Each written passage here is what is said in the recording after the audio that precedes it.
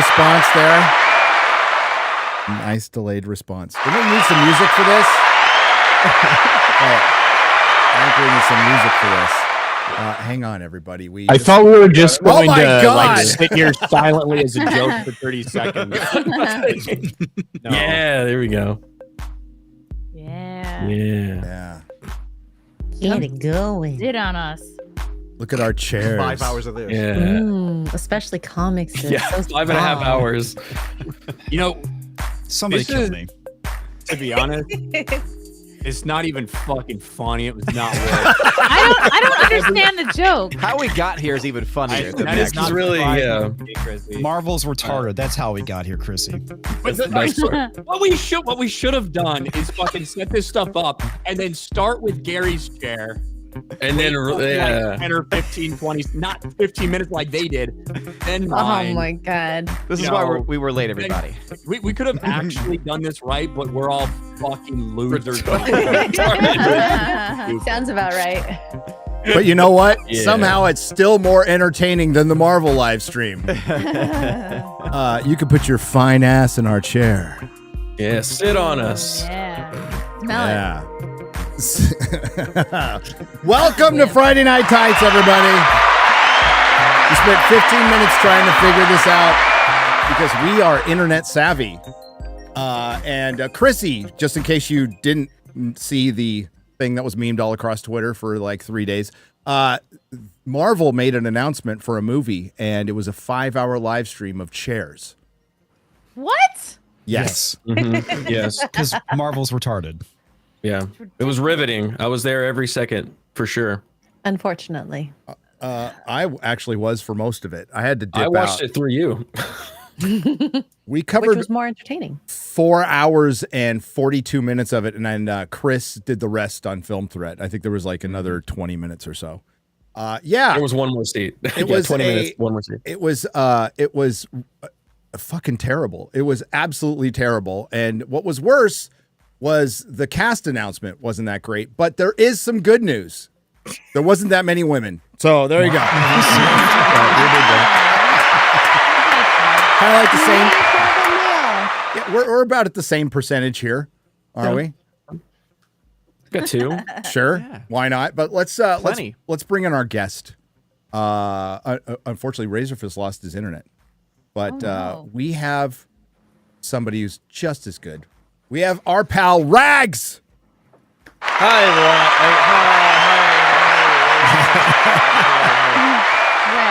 Rag dog. It's weird seeing all the chairs together because the live stream, it's an interesting pitch. If someone went to Disney and said, "Hey, I've got an idea for this live stream.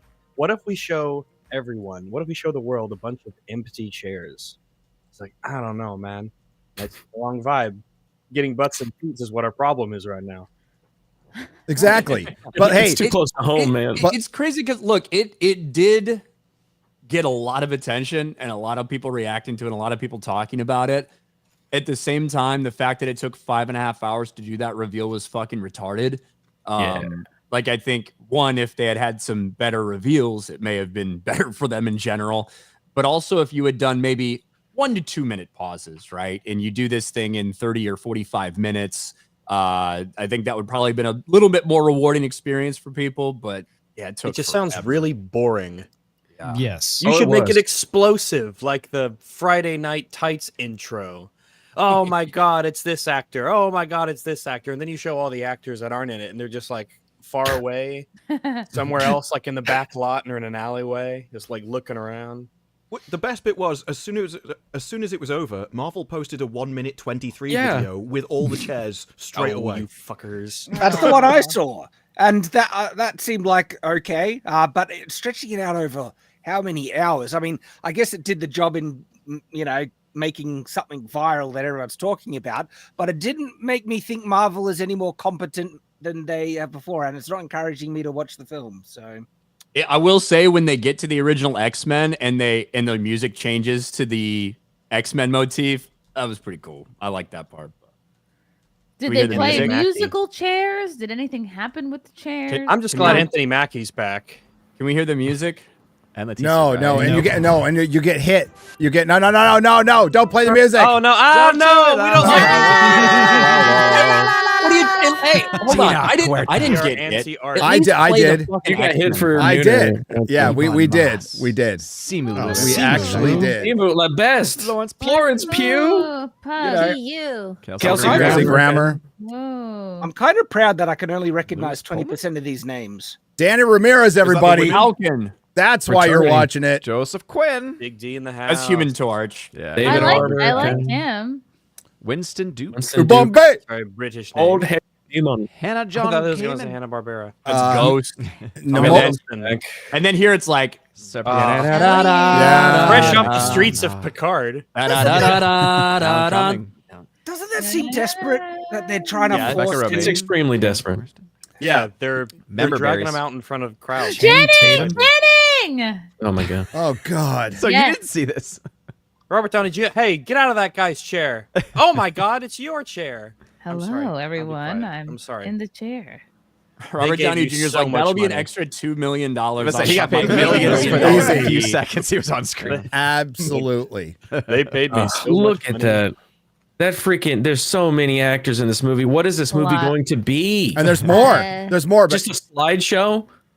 It's a slideshow of actors. Hi, I'm in this. Hi, I'm in this.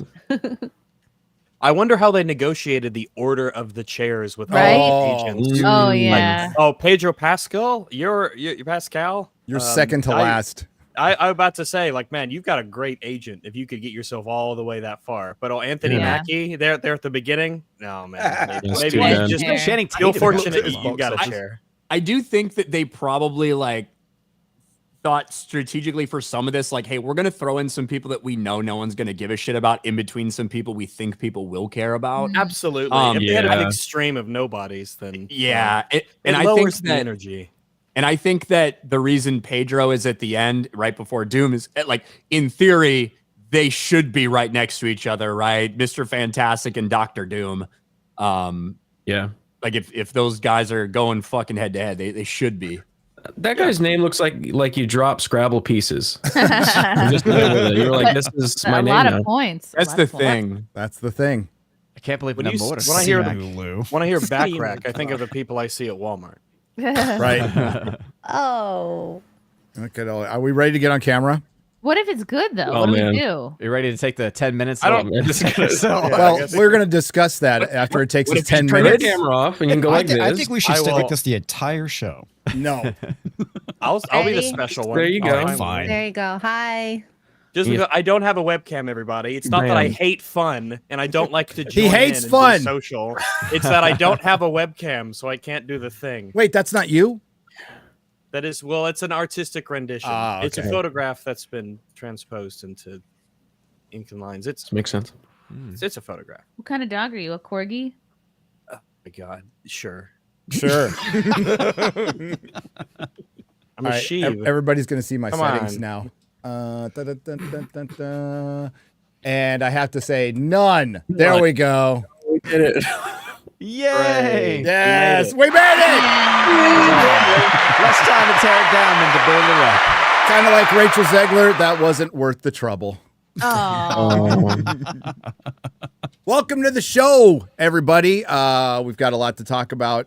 Maybe a little bit more about the Marvel apathy and the clear desperation of a chair stream. Thinking it was a good idea. Maybe we could talk about who they filmed and didn't It show. did get 275 million views. Across So all it platforms. Across all platforms, according Across to Disney. all hours. Yeah. You had like 100K people watching, 130 did. at one point, I think. And I like how some people were repeating like the live Twitter numbers, which are not live on Twitter. Those are like stacking over time. Those, if anyone's ever live streamed a Twitter, you understand that because you can see that those are stacking. Because at one point it was like there's 12 million live viewers and 18 million impressions, and it's like those aren't live viewers currently watching. Those are not- people that did click on at one point. Yeah. Concurrent viewers. But first, we have a sponsor, and we're going to read it. And that sponsor is Rumble. Yes. Free speech is under attack, but Rumble refuses to back down. We've always believed in empowering voices, no matter how unpopular. And now we're taking that fight to the next level.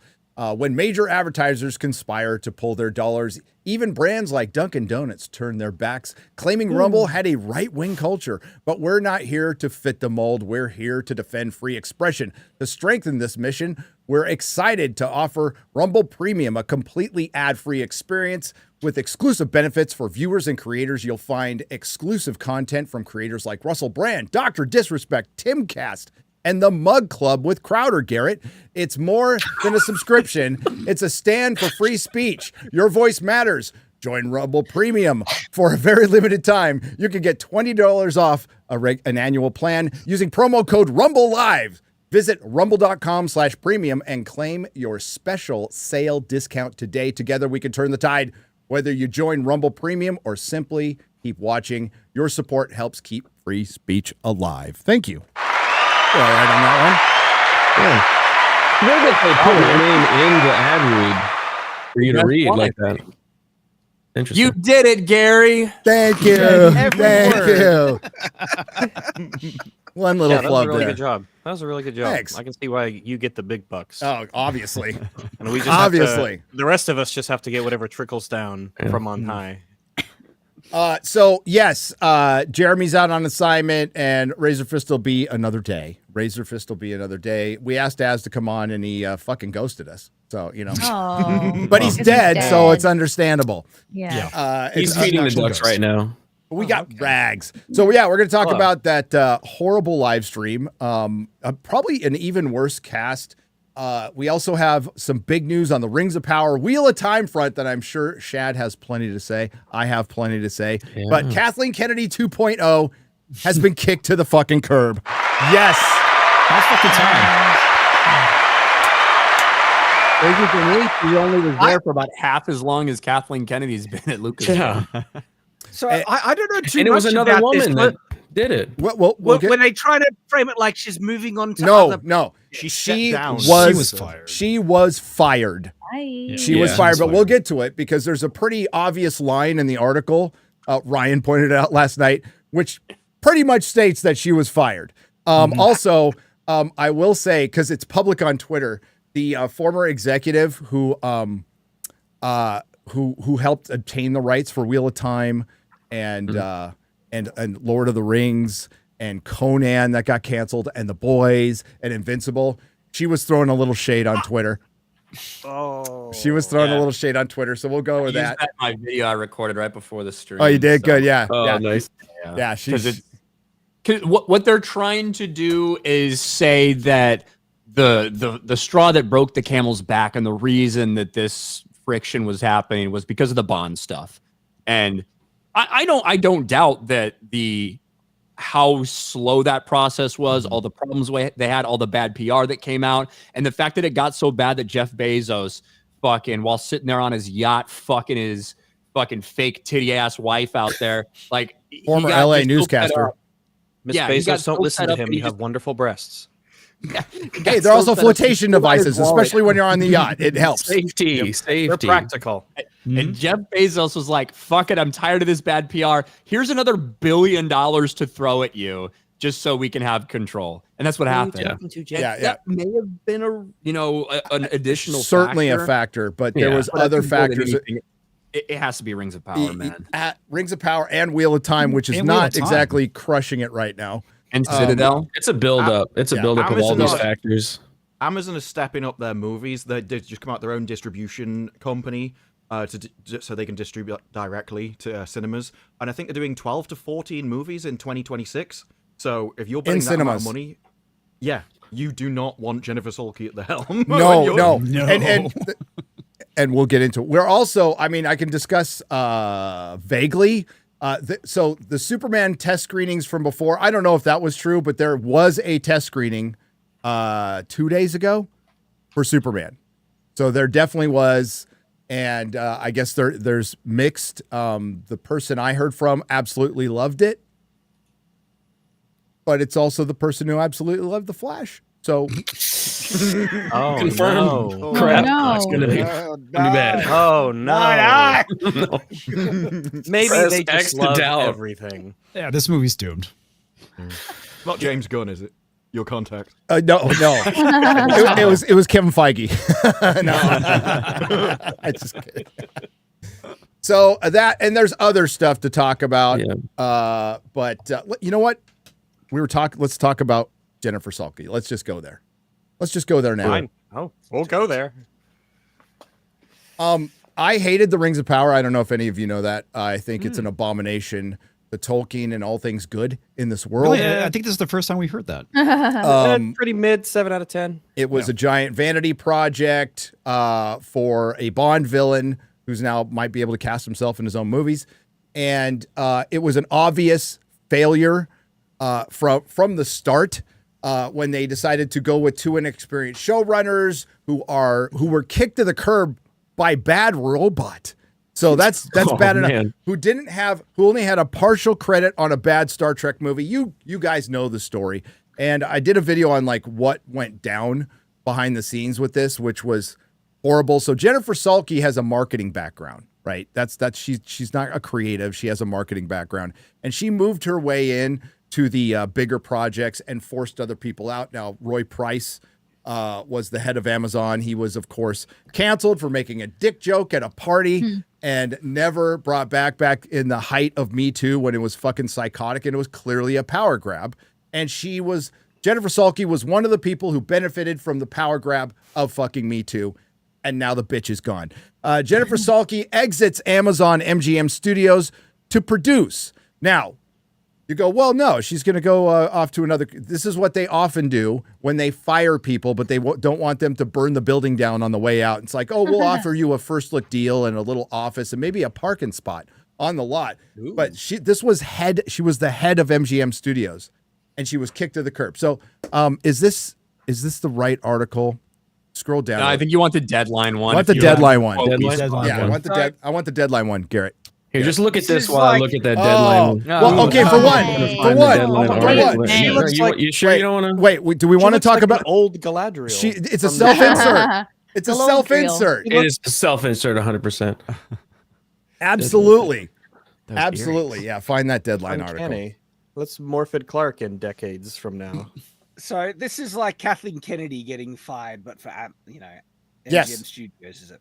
Wow. Yes. Thank Unlike Kathleen Kennedy, though, I'll give Salke a little credit. She did have under her skirt or whatever. She had a couple wins under her skirt, which were Reacher, Terminalist. The Boys has done well, but it went downhill, downhill. Yeah, that started way before she got there. I was going to say, was that her, though?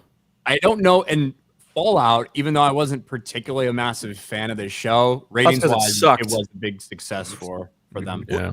She's also the kind of person that just buys everything, like pays Yes. over the odds for everything, and so some of those are going to be a hit just by law of averages. That's how Hollywood does things now. They just buy shit. They spend exorbitant amount of money on casting, on directors, on just buying properties, and then don't do shit with them. That's just the plan. Jennifer Salke would pay you $20 million a year for first look deals, and then she got nothing from them. She would spend $200 million on a series because she didn't want to lose political capital with the people involved. Right.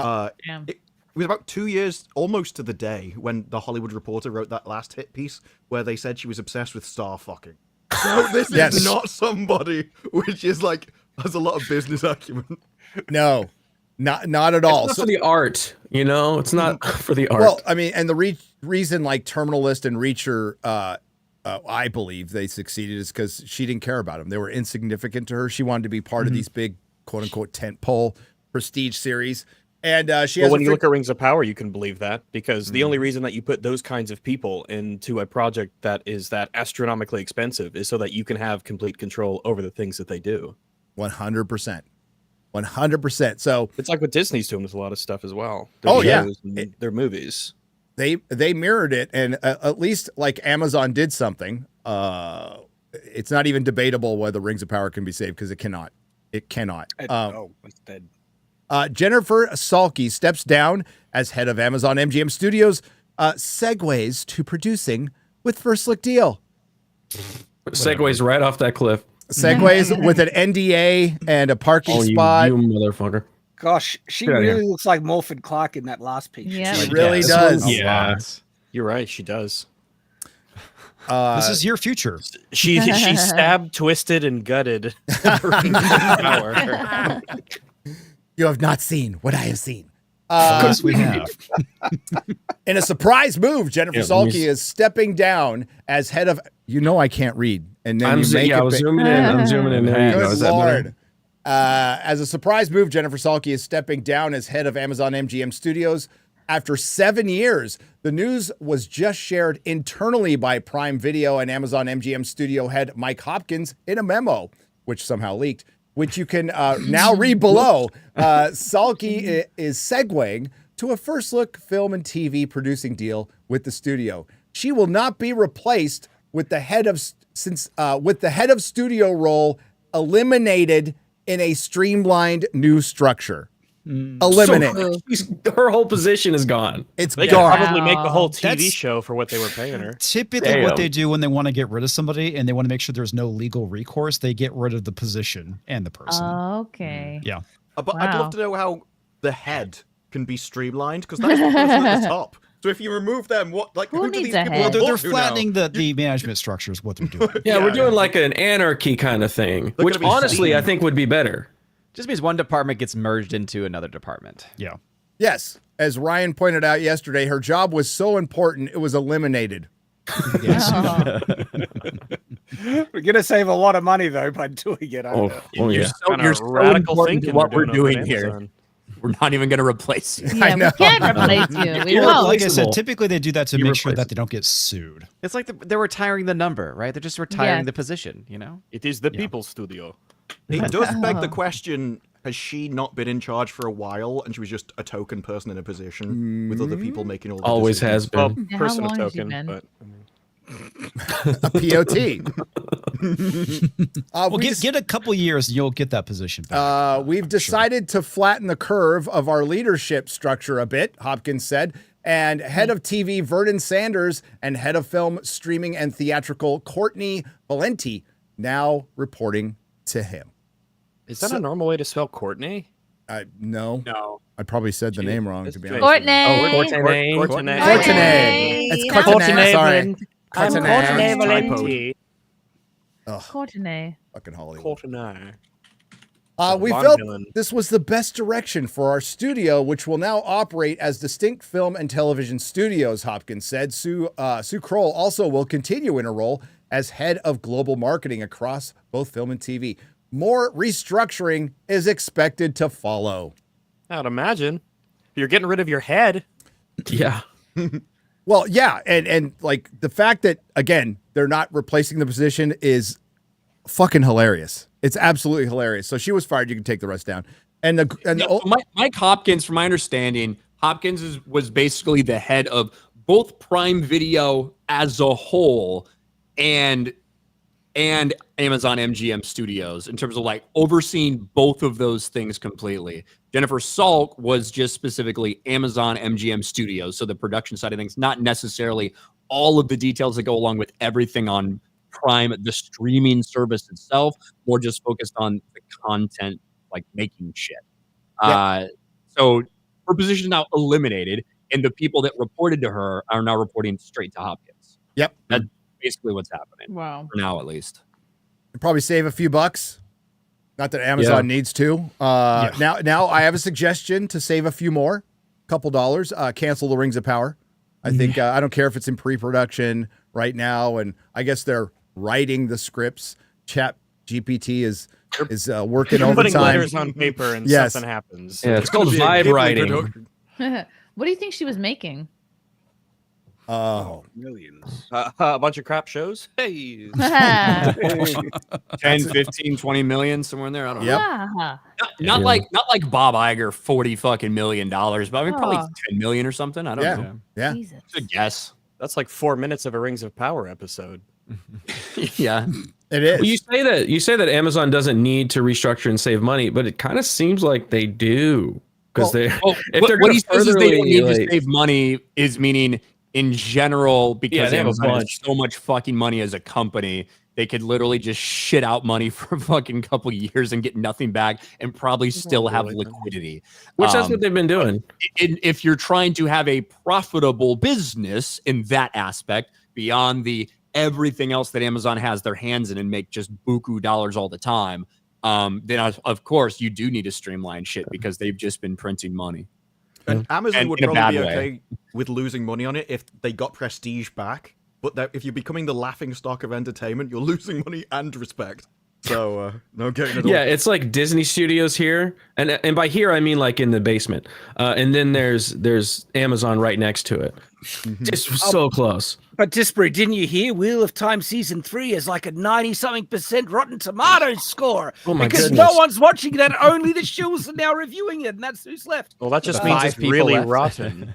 What I did hear was after the $1 billion was spent on Bond, there was a load of directors came out and went, "I would have worked with her. I'm not working with Amazon." So that's how respected they are. Yeah, I don't know how long Wheel of Time. I mean, nobody's watching it. It's probably not going to chart very high. I didn't know it was still going. Yeah. A lot of people no, don't I even know don't it's know. out at this point because people have lost interest. The in it. only thing I know is that it's queer coded, right? It's really gay. That's Yeah, and Rafe put That's out an it. article where that's he all said Rafe he wants was to talk proud about. to have dedicated his life to queering the Wheel of Time universe. Ugh. And I'm like, well, Wow. everyone needs a hobby, I guess. I guess so. So there was the Wrap tweeted out that because there's more up to this now. Now the word has gotten out that they're trying to basically blame the Bond fiasco, where Barbara Broccoli said everybody at Amazon's a bunch of fucking idiots. And I'm guessing this was the head fucking idiot. I would agree with her. Might be referring to her. Might be. Bond bit her on her ass. Jen Salke exits a changing Amazon Studios that she helped grow. That is not a Bond for the Me Too era right there. Wow. Nope. Oh, remember, this is the woman Unless who he asked for consent first. This is also the woman who canceled Conan because it was filled with too much toxic masculinity. A Conan series that was run by Ryan Condell, who is currently on, and Miguel Sapochnik, who started up House of the Dragon. Yeah. I find that so funny from the studio that was wanting the next Game of Thrones, and to have a property here that's just full of like violence, tits, and everything. And there's like, no, let's not do that one, and we'll. Well, they were Wait, talking they about heard- season 8 Dude. Game of Thrones. Yeah, when they heard Game of Thrones, they stopped at the first syllable. Yeah, like that is also like even just your reaction to that, Shad, is like such a big part of the problem with studios looking for the next Game of Thrones because they equate it to that violence and tits, which is not what made Game of Thrones Game of Thrones. What made Game of Excellent Thrones writing. Game of Thrones is the writing, the character development, and the political maneuvering. And then tits. That- and violence. That and everything else on top of it, Encouraging sure. that, yeah. But that is what made that show compelling. That is why those first 4 seasons continue to grow and grow and grow, and eventually got so many people invested. And the reason that it went downhill the way it did is because that got left in the backdrop. And It's fucking huge. And just base it on the Robert E. Howard stuff, and it would have been fucking awesome. But nope. Stream is freaking out, saying a lot of F's about. Refresh. We were just talking about all the tits in Game of Is that Thrones. YouTube? Okay, yeah, YouTube. Saying well, lag, if you freezing. can't hear us, refresh. I know. Yeah. Put it in the chat. Here, let me see. I don't know. Raise your hand if you can't hear me. If you can see us, wave. Well, you can put it in the chat. There you go. Saying it's back Well, now. it's Everyone's back like, now. "Just Okay. refresh!" Yeah, I think Okay, it's the good. YouTube thing. Twitter was down earlier as well. It What if there's was. some internet thing going on? Because I'm not getting any errors on the back end here. All I right, think so it's- scroll up a little bit so I can read share the response. There we go. Bring 'em. Oh, you mean scroll down? That's what Yeah, you- yeah. So this is I'm gonna butcher He's her like the last first name. order. He doesn't know which way is up. Yeah, I can't tell. Iguado? Iguana. I have been consistently wrong on this, so Garrett should understand. I need to adjust my understanding of the word. Yeah. Sharon Tal Yaguido, who was I would say Iguado. Yaguado, who worked under Roy Price, was the one who helped secure the rights to Wheel of Time, Lord of the Rings, The Boys, Invincible. She also worked on a little show get up and running called Walking Dead. You know, she's a small also show. kind of a nerd. Actually read the Conan books, helped secure those Conan rights that Salke canceled. So yes, bit of an extra grind was forced out. Very generous to say Bond was the reason. This was the most irresponsible and wasteful run of TV excess in the history of Hollywood. I will never forget how she called the Russo brothers a day before an upfront and made up a show they could announce before she knew what it was. That was Citadel. That's the kind of bold thinking that you need to lead the industry. Risk taking. Citadel was like one of their most expensive series because it was spin-off around the world. And so you're talking multiple hundreds of millions for multiple series. And she just made it up on the spot. She made it up on the spot so she could get the Russos, which, after watching The Electric State, I don't know if they're that sexy of a pick anymore. I wonder if Marvel thinks that too. So yeah, she threw a little shade, which I think is glorious. I think more executives should be talking shit to each other, calling each other out, and Sharon's probably very happy today. But what's sad is we could have had a good Conan show, a good Lord of the Rings show, or at least a crack at a good Lord of the Rings show. And Sure, could have. There is no reason why that show shouldn't have been amazing and excellent with all of the money that they have to throw at everything. They could have hired anyone they wanted. Just requires talent. I think there's a buy talent. There's a level of money where it becomes bad again. Like the more money you put in, the worse it gets. It seems it's like you just get more bloat, you get more incompetence the more money you put into a project. I feel like, speaking of Citadel, I feel like Richard Madden is becoming somewhat like Henry Cavill, where he's an actor that I actually genuinely like him a lot in certain things, and I feel like he ends up with all these roles that I wish he didn't have. He was basically a fucking version of Superman in the Eternals for Marvel. When you go back to that, but he was in Citadel. I don't know if you guys saw the show Bodyguard that he did like 5 or 6 years ago. Yeah. I liked him in that a lot. Yeah. I feel like he should be bigger than he is in the entertainment. He needs space. Pedro Chad, Pascal's. he was in Cinderella, wasn't he? Did a masterful job in Cinderella. Well, okay, he's a white dude. There's that. Yep. And he probably needs Pedro Pascal's agent, but yeah, that's been the problem, is if you're a white dude. And I thought he was pretty good in Bodyguard. Citadel bored the shit out of me. And it really, and I know you kind of liked it, Ryan, but it really does feel like a show that was made up on the fly. It does. That makes a lot of sense. I don't love it or anything, but it's like, I thought it was okay. I like Bodyguard a lot lot better.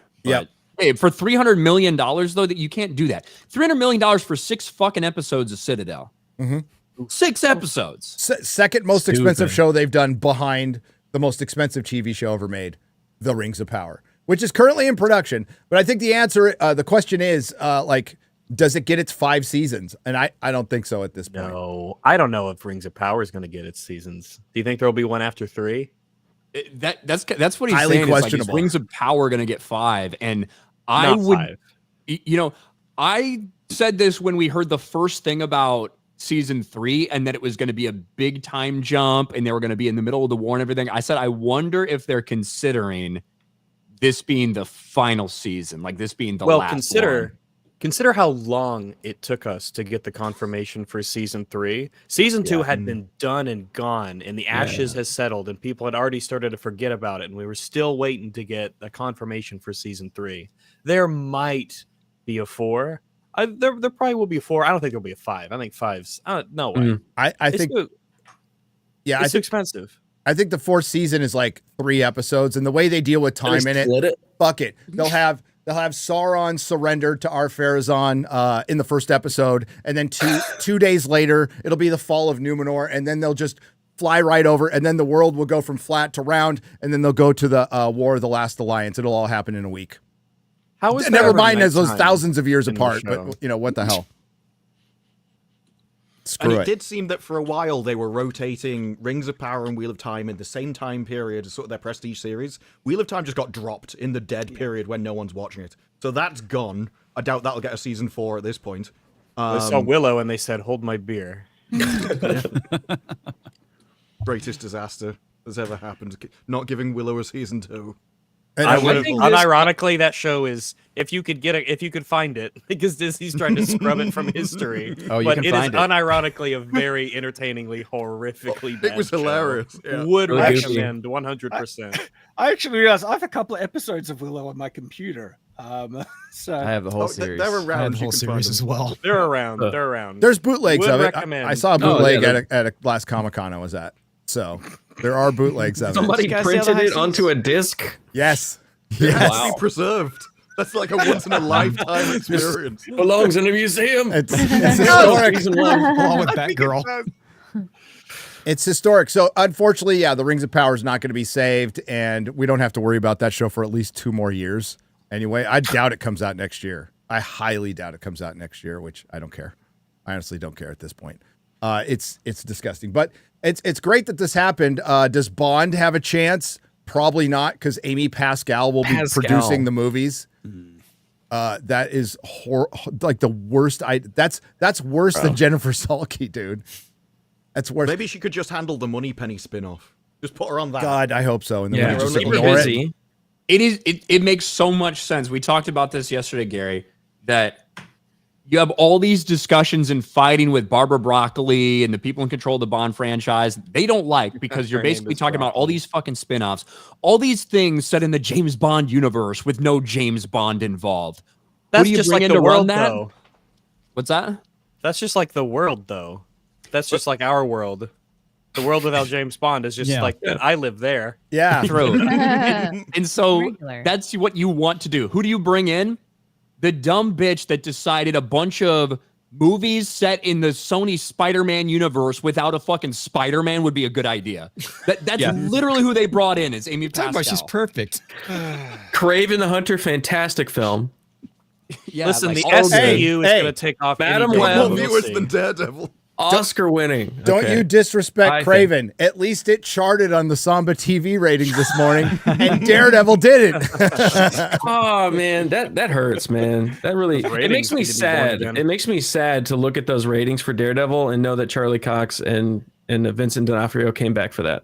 Yeah. It's Oh, depressing. They deserve Yeah. more. They're not catching any of the blame for it, though. No, They're the not at all. the sole People thing know. that's good about it.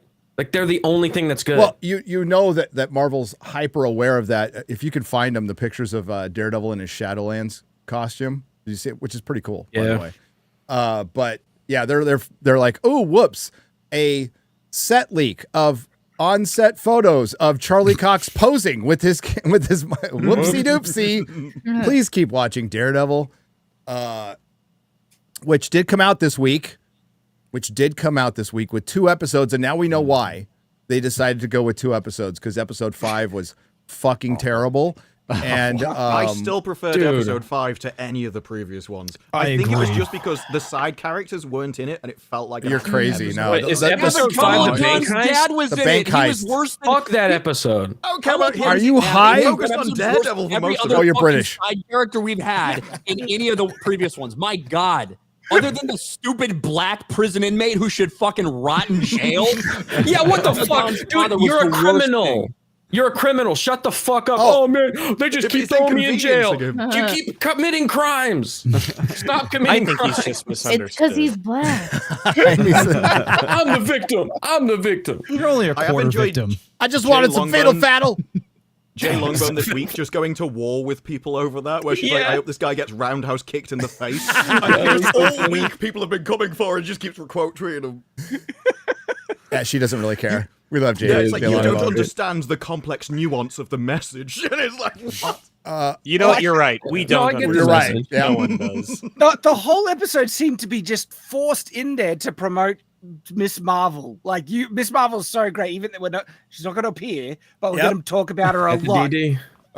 Whoopsie. Some set leak photos that are Man, totally look- not look. staged. It looks good. I like it. I like I'm the afraid Shadowlands it's gonna be costume. trash. I like the red one better. I like the red one better by a lot. The red one's better, but the DD.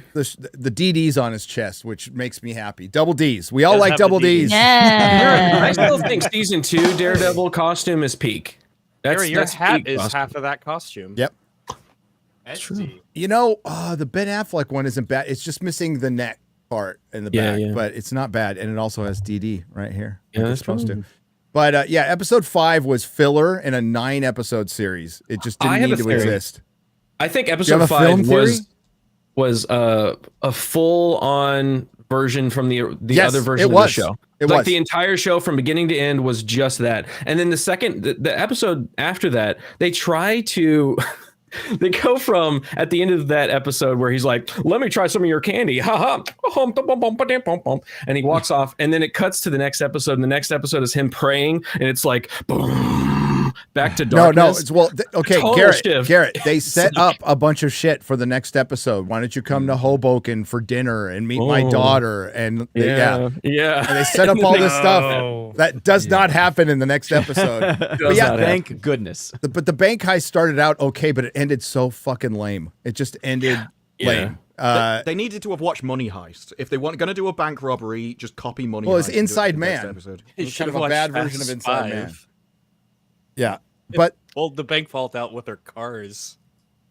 oh, didn't they? I think somebody, I can't remember what movie it was from, but they basically ripped that bank, the cracking the safe from some movie, and somebody like layered it on Twitter. I can't. I mean, Really? Yeah. the robbers just came off completely retarded. We're going to go to all this trouble to try and rob a bank and not confirm that the manager's there to open the vault. Yeah. All right. So far, so good, guys. Good plan. You don't have. Oh, only one guy had an exit strategy. Everyone else, yeah, probably. Well, how are they thinking they were going to get free? Like, just Well, I think at least two of them had an exit strategy. They were gonna dress as cops or whatever. Yeah, right? at the end. There's a And commentary then on the Daredevil Irish. fucked one of them up. My favorite was the bank manager watched a guy just open his vault in front of him and then was not going to do anything about it at the end. Just let this guy off who could.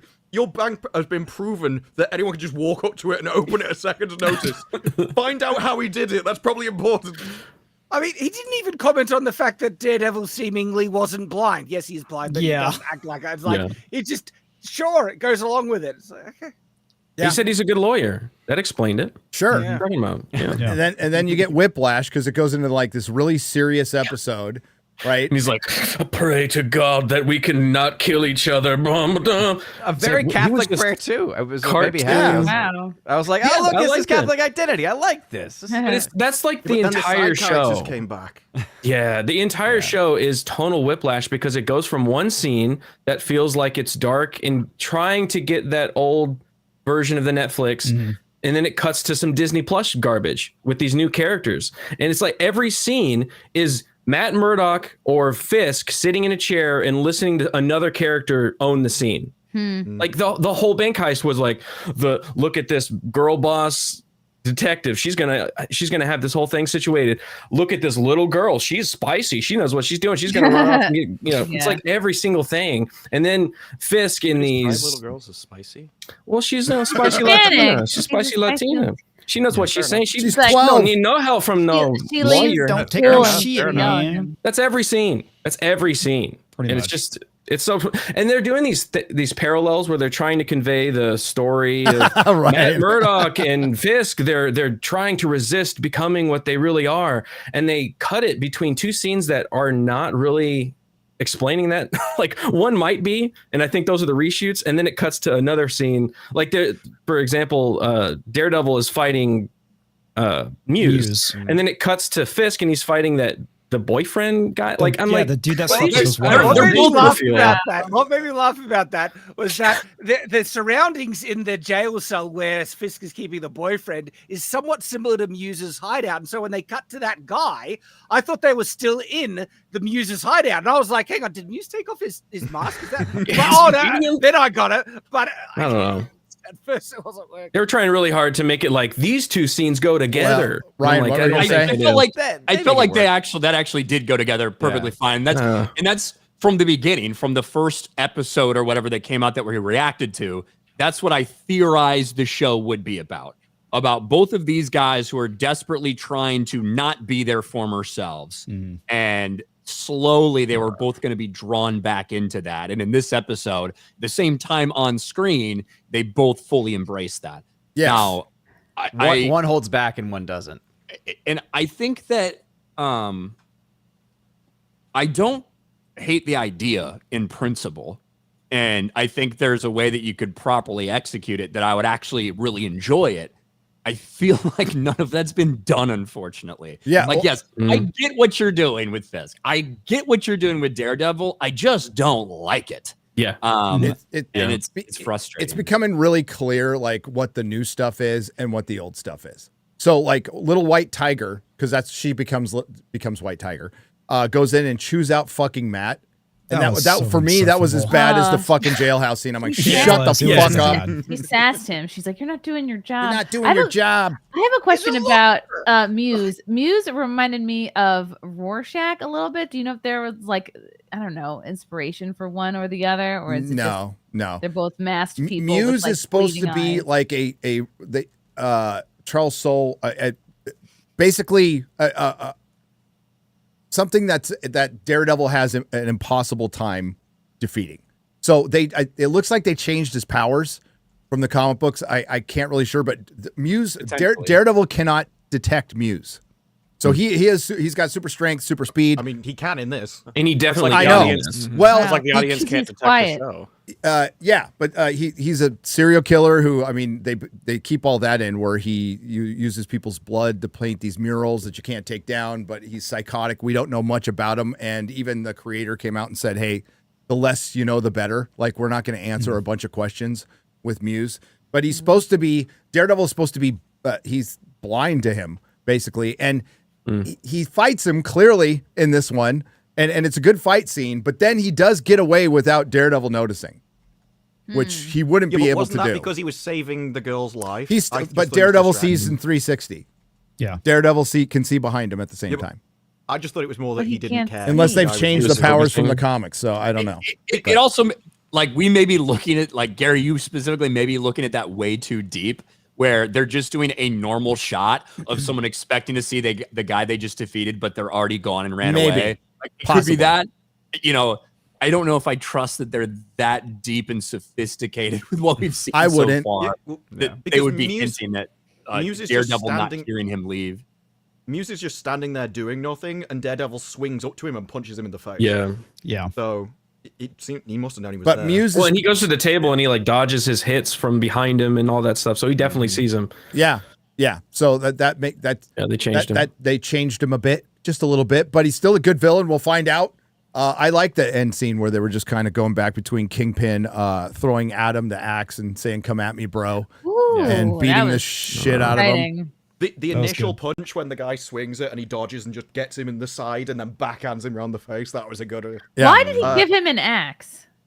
To level- just To make it a fair Equalizer. fight. Yeah, He literally says it. explained it to him Yeah. before he gave it to him. I know, but it just seems like it was a dumb idea. I'm like, he's because he knew he could beat him. That's why. Yeah. Oh, Chrissy. It was an yeah, that's equalizer. scary. I would never give somebody an axe, even though if it was Yeah. like they're like a little kid. I'd be like, they still I have know. an axe. I would don't give children axes. Yeah, this is an official. Well, I'm thinking of somebody that I'm position. bigger than and a better fighter Vincent than. D'Onofrio gave like a 2-minute monologue specifically telling a story about the background of his life and why he gave him an axe. I know, but it still goes against common sense. Doesn't have much of that. Oh, no, yeah. I do like his idea as well, though. It's in, like, he's using the corrupt police because what he knows is crime. And so even if he wants to stop a criminal, he would use crime to do it because that's what he's effective at. That's a good idea. I just wish they'd started with that in episode 1. Yeah. Yeah. You could have cut out all the rest and just started here. Yep. After the start fight scene. Cut out I think- every side character. I don't need any of Oh, these yeah, side yeah. characters. I don't need his lawyer boss. Cherry. Question mark? Is he the boss? Is she the boss? And then Cherry. I don't need him going around and doing Kristen shit. McDuffie. Like, fuck all these other characters. I don't care about his I don't personal know. assistant. Like, I Fisk's think Vanessa's assistant. the real crime boss here. Oh, that's clear. She Yeah. knows what she's doing.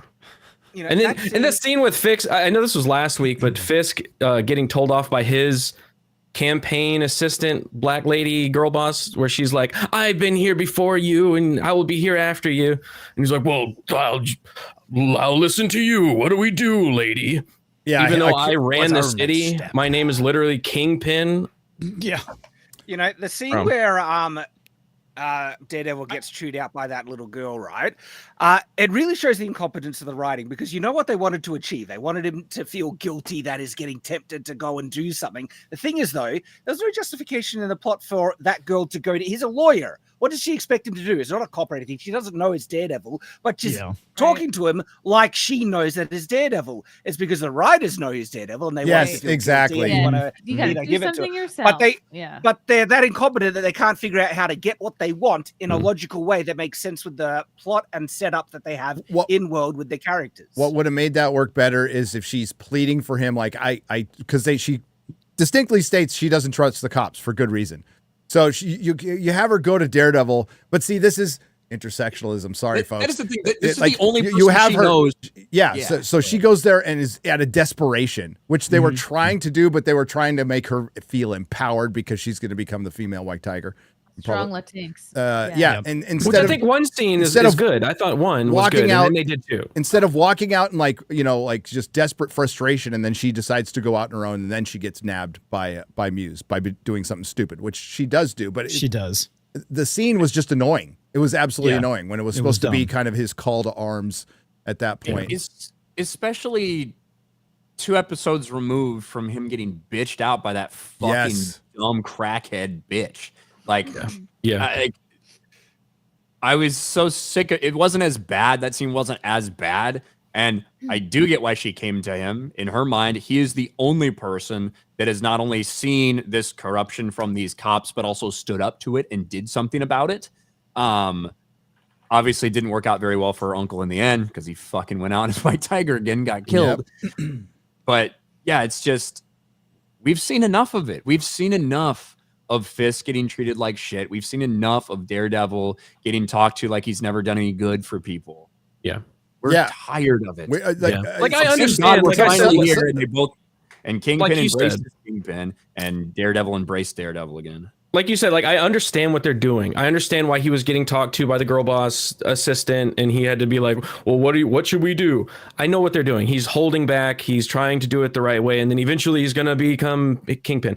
I just don't care. I want to see Kingpin. I want to see Daredevil be Daredevil, and I want to see Kingpin be Kingpin. It's taken too long. And it also makes no sense because we just had episode 5 where Daredevil literally embraced being Daredevil. But that's what he did the entire episode, right? All throughout the bank, protecting these people, using his powers, beating people up, and then at the end, fucking tracking that guy down and beating the shit out of him, including a horrific, awful CGI looking stomp to break his leg at the end. I don't know what happened. No. Somebody in my watch party chat said it perfectly. It's like a slow burn still needs to burn. And yes. And it isn't burning. Like we just saw him embrace being Daredevil. Yeah, it's repetitive. And we got 8 episodes, dude. Like the original series was 13 episodes. There's like so much story in these seasons, and this has 8. And we have a full. It has 9. Okay, but still, like 9 episodes, and a full episode is a bottle episode. Like get the fuck out of here. I don't care about Kamala Khan's dad. I don't care about this bank heist. It has no, like it doesn't move the story forward at all. If there was 22 episodes, it wouldn't matter. Have I mentioned my daughter Kamala Khan? Have I mentioned my daughter? Here's the superhero, Miss Marvel. Shows off a pop vinyl, and it Jesus. The issue with Daredevil is like him discussing should I be Daredevil or not doesn't make any sense because he hasn't done anything wrong. It would only make sense if he's like, well, if I become Daredevil, something I do bad, and that's never happened. The only way that reads is if he thinks punishing crime and punishing criminals is an evil thing to do in itself. Which is probably why that scene with the guy was there in the first place. It's just a bad premise to go off of Daredevil quits being Daredevil again. We did it in Defenders. We did it in season 3.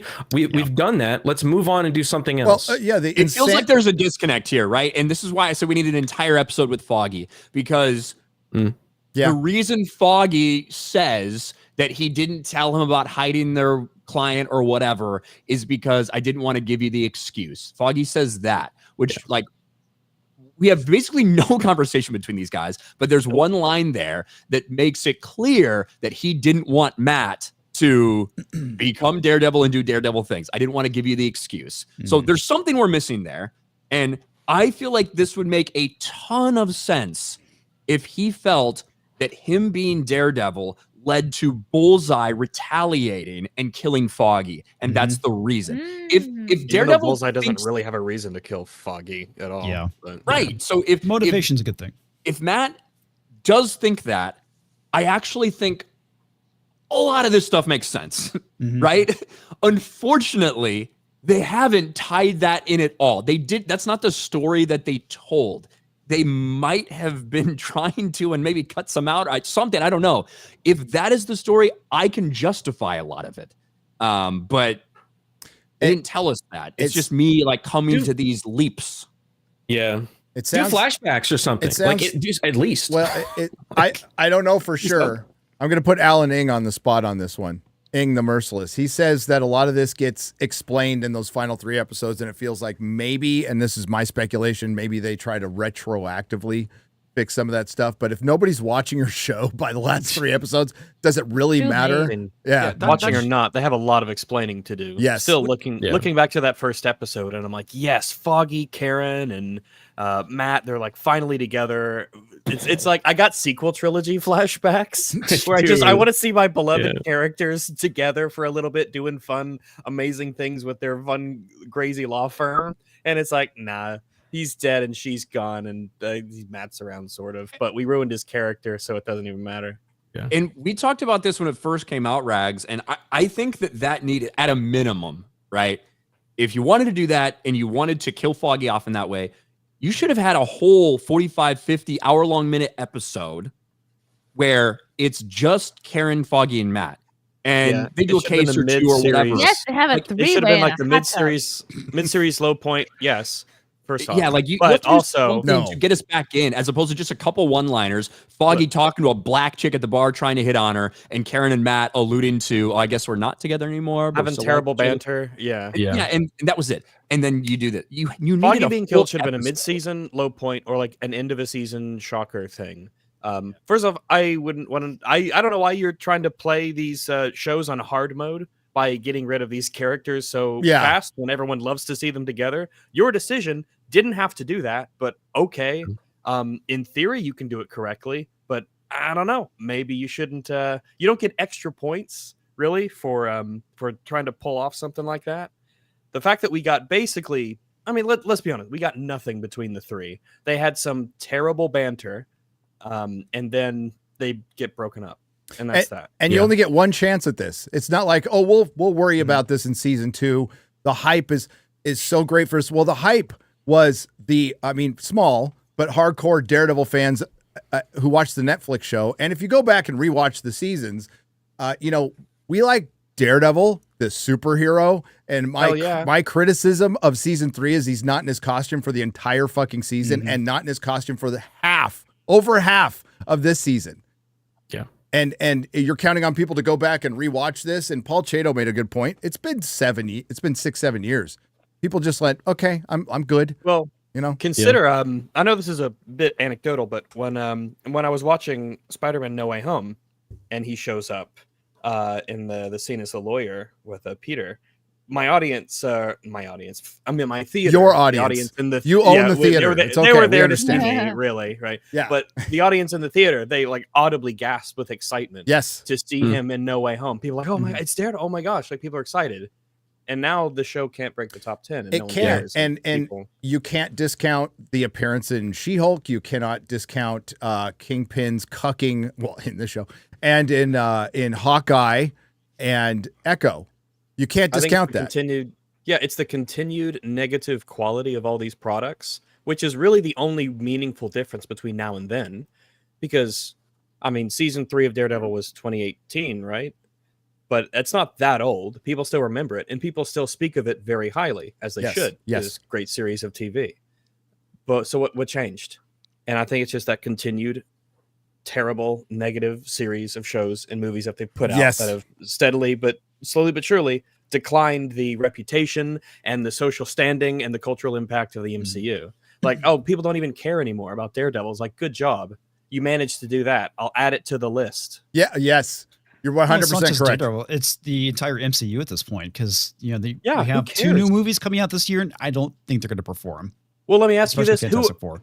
Well, all you have to do is ask someone. Is just go man on the street. You're like, hey, who are the Avengers? Can you tell me who the Avengers are? Iron I'll be like, Man? No, he's I- dead. Yeah, Iron Man, Captain America, Hulk. No. That's old news. No. Thor? No, he's Who are in the those Avengers comedy now? movies now. Yeah. What? Yeah. Who are the Ev- Avengers now? What's Well- their next Avengers roster Well, I mean, going to be? It could be Jean-Luc Picard and Gandalf from what they were marketing the other day. They would I would watch that, dude. names. I would watch Yeah. the shit out of that. That's the ultimate team up right there. But The only thing that can defeat the Avengers are stairs. and And Biden. for the love of God, don't show the fucking chairs again. But so that whole introduction, like I kind of got a tip of like who it was going to be. I thought there was going to be more. I thought I was just told a few people, but I was told all the people. And it was all the old X-Men. There was a lot missing, and that's great. I'm way more worried about them breaking Ian McKellen. So like physically? like Yeah, yes, I don't want them to break Ian McKellen. I just don't. Because you want him to come back for the Gollum movie. No, I just don't want you to break him. Okay. He plays Gollum. They dress him in a little loincloth and say, all right, off you go. You've seen the movies. I didn't know. see How Brie old is Larson on Ian the McKellen? chair. Names. No. 406. No. Ooh. So None of the Marvels were there. No, In fact, only 5 of the 27 announced characters were female, and some people have a big problem with that. And you know what? It might be fair to Disney failed them. Disney Yes, failed them. If you are upset that there aren't that many prominent women in these shows, then you have Disney to blame for that. We would be completely 100% behind some kick-ass ladies if they were written well and were immersive and believable, and Yes. we'd be all for it. Blame Disney. They fucked you over and they let you down. yeah, I like. Rachel. We didn't mind Black Widow. We actually liked Black Widow at one point. We liked Gamora. But such a ringing endorsement. We didn't mind Black Widow. There's a woman in there, you know. No, she was a good character, and then No, they she was a fucked her good up. character before her They fucked her movie. up. It's just Before like the it's initiative. Black Panther. Black Panther was awesome in Civil War, and then Yes. they gave him his own movie, and you're like, oh, well. Yeah. Well, the women in that Civil ruined Now it. he's dead. Yeah. Old-headed demon. The thing is, I will, like, it is so funny to watch some of them do this, and from a certain point of view, like, I actually get where they are coming from. Not because it's a good idea to put a bunch of fucking women that are failed characters in comic books and have been failed characters in these Disney Plus series and movies into this movie. It's not a good idea. But to them, these people who have been standing Marvel and they're arguing with everybody, it's actually good, guys. We're doing the work. We're MCU fans. This is made for us. And they've been doing this while these movies have failed for fucking 5 or 6 straight years. I know. And then they bring this back and they're like, yeah, all those women that we fucking gave you, they're not in this. Fuck that. It's I think glorious. It's sort of a double hit. It's not just that you don't have you have people turned off from the idea because Disney's such a poor job. It makes them overcorrect, I feel. Now they're going to be all you people who are really, really behind Disney. Now they're going to be a lot more guarded potentially about putting, black women and lesbians and stuff like that in these shows because Disney fucked them over in terms of positive representation. I'm not sure they can overcorrect because they couldn't even get back to where they were. The Black Widow scene where you've got Iron Man going, I want one, they couldn't do that scene now because it would just be her Right. essentially Too being for the sexist. male gaze. That's the reason why that scene existed. Sexist, but true. Yeah, like she got All my away with being able favorite to gays beat are people male. up because she did it as she was really hot. Like men will let you get away with that kind of stuff rather than going, I don't know whether she could do it. It's like, no, actually, I'd probably be distracted in that scenario. Yeah, they're not as well. called a feminist fatale. They're called a femme fatale. Ah. That's her superpower. Her is. superpower is Listen, is fighting and being hot. I want to defend women here because I would rather have Karen Gillan than fucking Simu Liu. I'd rather have Zoe Saldana than Namor. Yeah. Who's well known for treating women well, allegedly. And same for Kamala Khan's dad. But yeah, Well, like the difference is Kamala Khan's dad allegedly, may have mistreated a 14-year-old. Those are the things that are. well, Disney's isn't okay with that. that sketch. is that age of consent in Pakistan? I was gonna say it's probably fine because it's his culture or whatever. That's why he didn't get in any trouble. So they gotta have that proper Muslim representation, you know? Yeah. Or should I say London representation? Yeah, British. Probably more accurate. Hey, If I speak, I get into a Disparu. lot of trouble. Disparu. Did you get rid of your samurai swords? You can put that article back up. I'm gonna go right to it. What? I mean, the one there. Right there. Hey, don't point it out. But yes, there's no and this article, this Rachel Leishman article. Oh, that's our girl. Yeah, Rachel. Yeah, she talks about it. Hey, the reveal, and it's like, look, it's not like I don't like all my boys in the MCU. Boys. But where are the girls at? And she lists the girls who are in there: Letitia Wright, Florence Pugh, Rebecca Romaine. Fucking. It's because they had dozens of chances. They had dozens of chances with all of the female characters that they added. And doesn't it mean something about Disney's quality that none of them stuck? Mm-mm. And that's why there's no chairs with their names on it. And that's why she's going to go through this. And I will point out, Rachel, she didn't have a chair, but it was previously announced Haley Atwell would be part of the cast. By previously announced, you mean previously reported by Deadline that, hey, we think that Haley Atwell is coming back. And this was in the aftermath of they said Chris Evans was coming back for this movie. And obviously he hasn't been confirmed. She hasn't been confirmed, but it wasn't like an announcement from Marvel like she seems to imply here. Maybe they have more women they just like to stand. It's a Chris Nolan set. No fucking folding chairs for the women. So hold on. Hang on. Don't. I want to be fair. There are some fun women heading to Doomsday. We, of course, have Sue Storm herself, Vanessa Kirby, which we'll find out. I think it's a good casting. We'll find out. And our Black Panther, Letitia Wright. That's another one you could have dropped. News like Rebecca Romaine Lettuce, which I'm fine with. That's a woman. My Yelena. She is. Yelena Lovenheart. Well, it's like, okay, tell me two things about Yelena's character. Go. Please. Yes. Her boobs. What's her first? Yeah. What's her first appearance? Show me your. You know what? I have comics with Yelena in it. Show me yours, Rachel.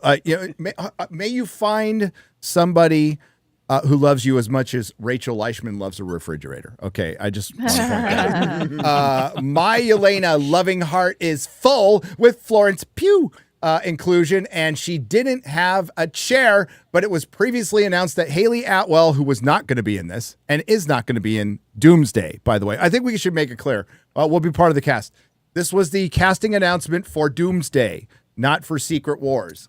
But who will not be in this movie is Andrew Garfield, Tobey Maguire. I didn't even really expect them, but I was kind of expecting Wesley Snipes, Nick Cage as Ghost Rider, maybe Ben Affleck as Daredevil. That would have been fun. Ooh. But just rolling up the old X-Men. The MCU just becomes a different version of the Expendables. Yes. Listen, they have an 85-year-old man. And I love Ian McKellen, but he's 85. He's 85. He's 84. I mean, they're going to AI those guys. Heavily. Patrick Stewart also ancient at this point. People are asking, is this going to look like Flash? And I'm like, it sounds like it is. It is. Because like the cast they did announce, half of it sucked. Like we got the Thunderbolts, Fantastic Four, like most of the cast all the from Wakanda, Wakandans, except the bald-headed demon. Yeah, and so the reason they had to delay it a little bit, and it was almost delayed till Thursday, was they needed to get all the signatures on the dotted lines, right? They needed to get everybody's signature. I like, Alan coming back okay. Like, what kind of shape is he in? Yeah. It's been a few years. I think he's in pretty good shape, actually. He does Broadway. Good. He was a great Nightcrawler, dude. He was awesome. Fucking great. He was awesome. So that's cool. Yeah, like what's the condition that the actors are going to be coming back? They're not going to be like the heroic, peak. It's going to be kind of, Movies about them getting into shape.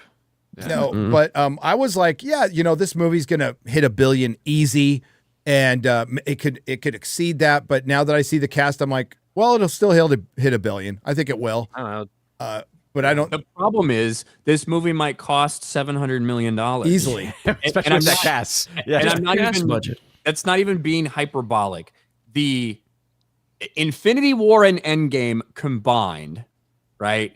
After you factor in the cuts they got for the UK for the tax credits filming in the UK, it costs them 1.2 billion. Yep. For those 2 movies.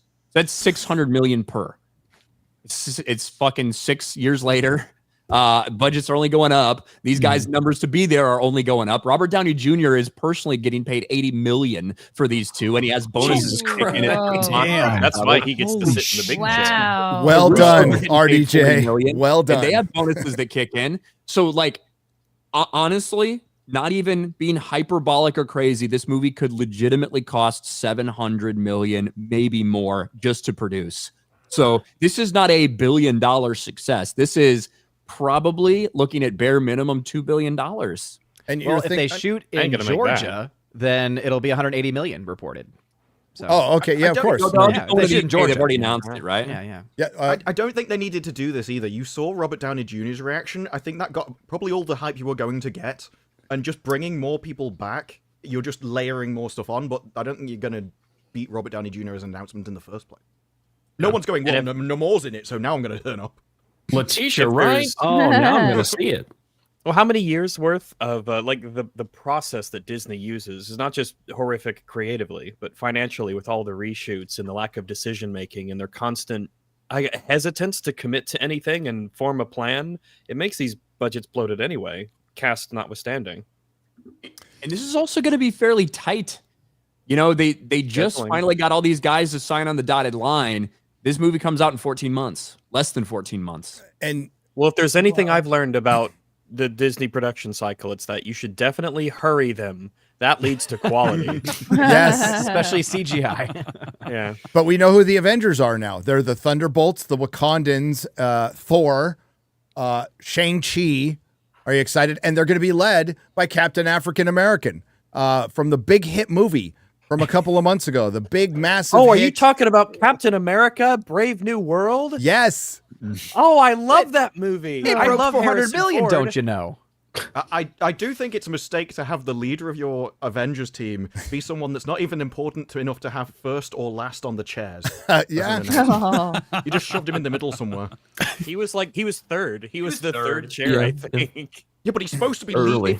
the leader of the Avengers should be the main person. Well, in He's this case, leading Robert from Downey the Jr. rear, like a Disparu, Like a they're actually holding. I mean, this is true. They've This got is a lot more people that are going to be There's in it. more 100%. people coming, and the one person they were not going to announce was Chris Evans, and it's probably that probably wouldn't have been in very good taste in their eyes. I'd have loved it, but because he's Captain America, but it wouldn't be good taste in their eyes to announce Chris Evans while Captain African American is kind of still in the theaters. That would have probably not gone down well. I'm guessing, but Chris Evans is definitely going to be part of it. Do you think he's going to make it out the other side, or is he getting killed? Well, what I know All of the these guys plot are going to be done after Secret Wars. They're going to be like do some kind of hard fucking reset of some sort. What I know of the plot is it's going to be basically realities, universes fighting each other. So it'll be these heroes. It'll be the X-Men fighting whatever the fucking Avengers are, and the Fantastic Four. They're all going to be going at each other. I'm so So tired they actually of are that. kind of Too doing much. Avengers versus X-Men then. Yeah, I guess. Yeah. God, that was terrible. That was bad. that though. was. That was bad. that was not good. So fucking I thought they were terrible. doing more of the Incursion Crisis, but yeah, I guess Avengers versus X-Men. well, makes I sense. mean, it's Or they're mixing it's- it up. They're mixing it up, but they're not really going off of comics anymore. I Mhm. mean, Rob Liefeld pointed that out. You know, it's Yeah. like in the first 3 phases, we were kind of going off of Jim Starlin's, the whole Infinity Gauntlet, Infinity War. Of course, it's missing Silver Surfer and the Fantastic Four and Adam Warlock, Warlock. Adam Warlock. yeah. But that's what they were going off of. And so they still had a roadmap. And Captain African American is just made up shit that never fucking happened in the comics. Well, hey, they called the Daredevil show Born Again. What more do you want? Born again. The Russo brothers have said that themselves, that they bear the comics in mind, but just write their own stuff. Yep. So they're I'm openly doing fine with you the know, they original did storytelling. they did but that you with gotta stick to electric. the They point. did that with Electric State, and it just worked out awesome. Oh yeah. Yeah, it's working out for Rings of Power pretty well. I think as long as you stay true to the source material, I'm fine with them going and creating their own story. But you have to stick to the heart and soul. What makes those characters, And- enjoyed by millions of people. And we're so far away from that, and the public is so just oversaturated. Because again, the one thing that probably frustrates Kevin Feige, it frustrates everybody, is most people will not notice the difference between a Sony Marvel movie and a Marvel or Disney Marvel movie. And they just, so that muddies the waters, and that definitely affects any excitement, enjoyment. And now Craven is getting better ratings than fucking Daredevil. And that's hilarious. Like, is Craven going to be in this movie? I'd like to see him again. Yeah, where's Look at Madam his Web? girlfriend with the cartoon mouth. Venom is the only one, like, obviously we already saw him already, but I can't imagine them bringing any more of those fucks in. Morbius. Just bring them all. God, I want that whole cinematic universe. The MCU and the Morbius cinematic universe. Yeah. Your average moviegoer cares so little that you could do a Batman versus Iron Man movie and they wouldn't even know. They'd just be like, "This is cool. I really like this." That would be cool. So see, before we get to the 5s and 10s of people who are really upset that there were not enough women in here, we got a list of tweets that Lady Greymaster found. Ryan's covered them. Before you do on that, a video. Rachel in that said it was a big problem because only 1/5 of the numbers were women, and you've got to have like an equal distribution. She also wrote another article of her 10 most favorite. Most look forward to characters, and only 3 of them were women. Rachel breaking her own ratios. Rachel, and she goes on there to list like no Captain Marvel, no Monica Rambeau, no America Chavez, no She-Hulk, no Hawkeye, and it's like we as box office poison. Yeah, it's No like Megan we as Thee fans. Stallion? Yeah, it's like we as fans are very disappointed by this. Are we just back to the days of only a handful of women? It's like, well, you mean back in the days of booming box office? I mean, right. And you have Disney to blame. You do. The greatest crime of them all, no Marvel's Katie. I am livid about that. Okay, so before we I get... think my favorite part was when she said, "Are we going back to the days where I have to be grateful for representation?" It's like, well, if you were, maybe it would have gone better than just taking it for granted that you deserved it. Right. Boy, I already blabbed this on a stream, so why not? It's already been done. Chairs that were filmed that did not show up. So there were chairs that were filmed that were not show up for various reasons. I'm guessing they will be announced later. Ones that were definitively not filmed who are not going to be in this movie and probably not in the next was Tatiana Maslany. So I think that's the biggest news is She-Hulk. We've talked about it. She-Hulk not being there, Captain Marvel not being there. Owen Wilson was a chair that was filmed that was not shown. Ki-Hu Kwan was a chair that was filmed. These were both from Loki. I know that you guys seem so excited about this, man. Look at look at the excitement. It took me a second to load. I was like, oh yeah, Loki. Yeah, I've only just realized who Owen Wilson played. I was like, why? Who would he be playing? Oh, right. And Hugh Jackman. He played Morbius. Hugh Jackman. Lightning McQueen. It's an incursion from the Cars universe. Yeah. Ka-chow on your left. Ka-chow. On your left. Wow. Wow. The Avengers, sponsored by Dynaco. And Ryan Reynolds and Hugh Jackman. Ooh, okay. So are they waiting? They're gonna like trickle it out a little bigger. Maybe they need to sign Or the they dotted. haven't. Maybe They haven't decided what the role will. They would be need just in to the pay to movie-wise. get. Well, I mean, maybe Justin Baldoni is going to play Wolverine and He's the Deadpool. villain. Yeah, I love that. Well, I don't think that has anything to do with them not be like. They definitely want to continue to tease this out longer. Yes. The day after this happened, you have Robert Downey Jr. replying on Instagram, be like, "Man, I feel like we need another row of chairs, don't you think?" Little wink face, blah blah blah. Like, there are more people that are. There are a lot more. There are a lot more. Like maybe in smaller roles that will have bigger roles in ultimately Secret Wars and everything. But this is not it. There's going to be more. No, there's no way this is not a bloated mess. Like the last one, are they going to stop after this? No, it was amazing. Member Berries Part 1. It was amazing to see the main Avengers in the first Avengers movie. Like it was baffling to juggle all those main characters and lead actors with all their egos and all that stuff, but they did it. And they're just piling it on and on and on. So one thing I'll say. I don't know. The Russo brothers, we all know what Endgame was, right? Did not end in a great way. Fucked up a lot of possible storylines. The 5-year time jump, a lot of problems. However, I still think that what the Russo brothers and Marvel as a whole were able to do with Infinity War is one of the most impressive things we've ever Very seen. impressive. Yep, absolutely. That cast list was bloated as shit. And you're thinking to yourself, as all these people are coming together, how are we going to have enough time? How are we going to do this? How are you going to get this right? And Infinity War is one of the best things they've ever made, all things considered. Absolutely. So How do we? The Yeah, lead it's not up, just the amount. it required a it's who they lot of pair lead with up. who. Well, it did, but they also delivered. Josh Brolin's Thanos was fucking brilliant. Like he fucking killed it as that character. Yeah. And as the Russo brothers said, that was his movie. Yes. So they focused completely saw on that. him. So that was, they developed a great villain. That's And been. We'll But see the the difference- difference for this one. Oh yeah. The top difference three is villains. that it had all the phases leading up and building up those characters all separately, and then building into this. This has no lead up. Like, Yeah, because No. there's with nothing. We're going in Infinity War, cold, basically. they could do stuff that seems crazy, but then you're like, oh yeah, we're gonna put Thor and Rocket Raccoon together, and we're like, yeah, sign us up. We know these characters. They've had movies, and we're eager to see them mesh together, and they were a great part of the film to see those that kind of odd pairing. But now it's like, oh, we want Yelena to talk to whoever Namor, and you're like, who and what? Huh? Who are they? What? I guess they chat. I don't know. What does this mean? Yeah. With Shang-Chi. Shang-Chi and Namor. I can't imagine Aren't what you a excited? conversation like We're that like, no is. more. No more. No more, name more. Seeing Namor's name surprise me. I'm like, you gotta be fucking kidding me. Really? Poor you see Little Platoon? He got his video on Captain America 4 got taken down. You'll have to see the tweet. Did it? It did. And I'm not surprised considering what he called Namor. What did he say? I ain't gonna say Well, I guess you can't say it. Say the if you flag got- chat. I Spell ain't it gonna say out. it. Go look at his tweet. Okay, he explains it in detail. It's like, dude, what do you think? He's all, hey, they were in the water. Okay, so it's technically correct.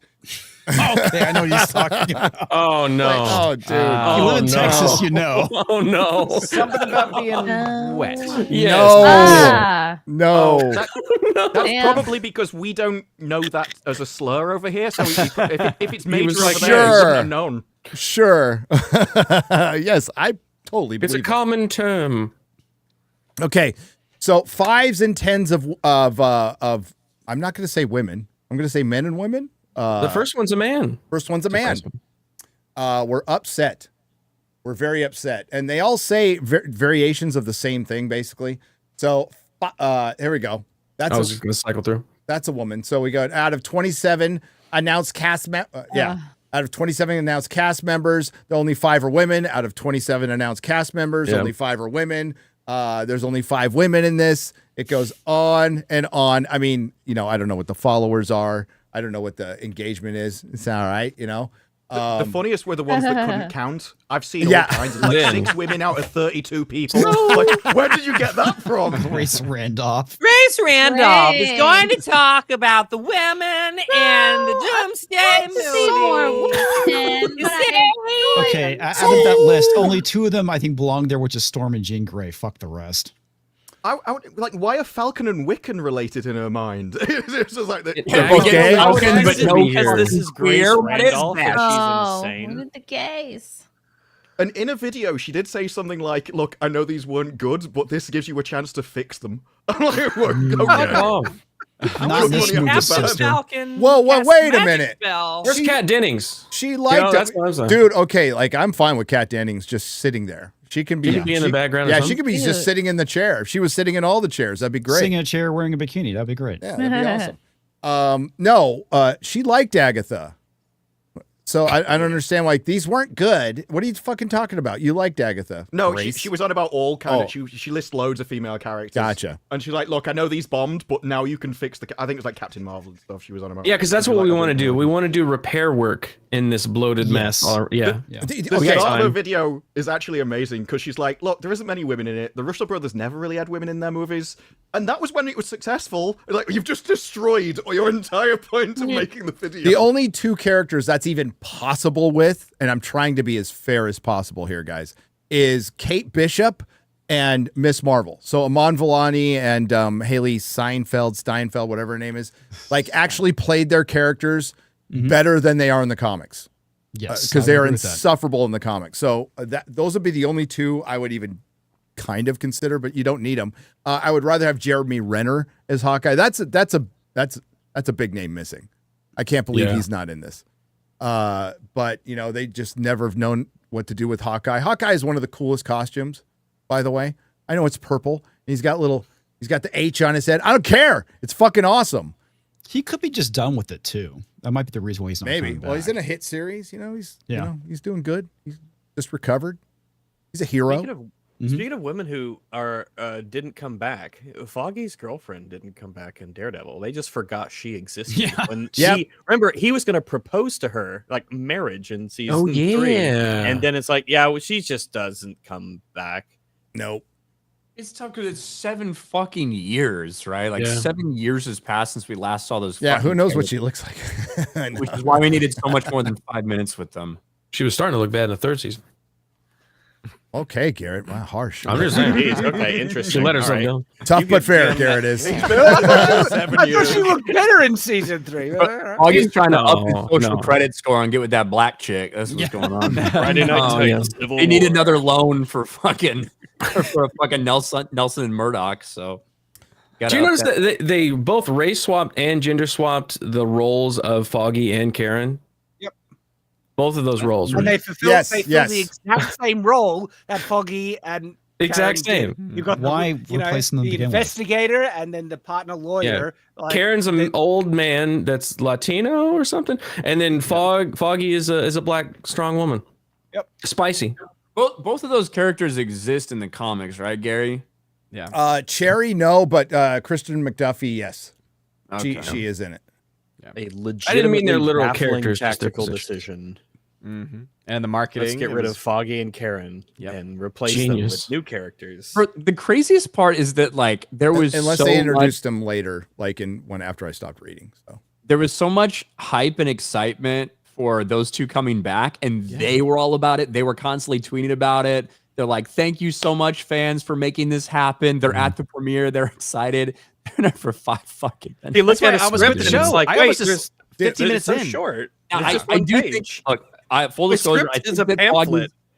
I think that Foggy's alive. I think yes, faked he's his alive, death. 100%. And I 100% think that Karen's going to get more involved at the end of this show, and they'll probably both be in season 2. But still, like the fact that that was so much part of the promotion, you know. Well, If you watch that, there's a round table with Vincent D'Onofrio, Charlie Cox, and the 2 directors that they brought on halfway through to like repair everything, and the entire video is them going, "Yeah, we were gonna completely blow it up. Like we blew up the entire lead up to like the other seasons, completely unconnected. This was a fresh start that they wanted to do at Disney. It had nothing to connect to it. So it was literally just going to be Daredevil and Fisk, not connected to anything we've ever seen before. In kind of like, in like an irreverent Daredevil series that's kind of funny.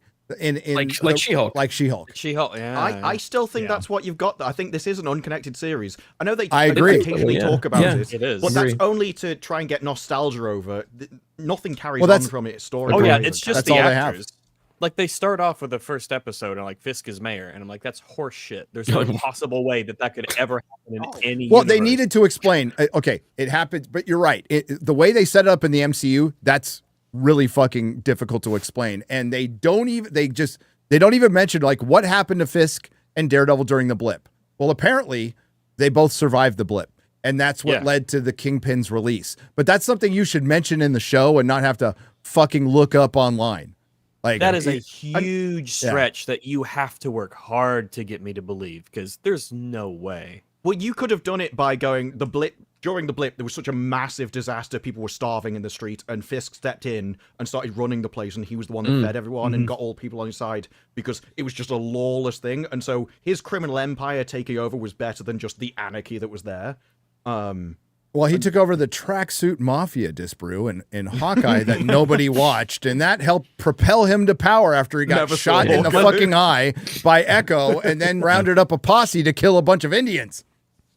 Yeah. And then got in touch with his feelings after Native American Voltron put her hand to his head and he cried. That's right. He had all of cried. his trauma cured by Native American magic spells. That's true. And then he walked away from his wife.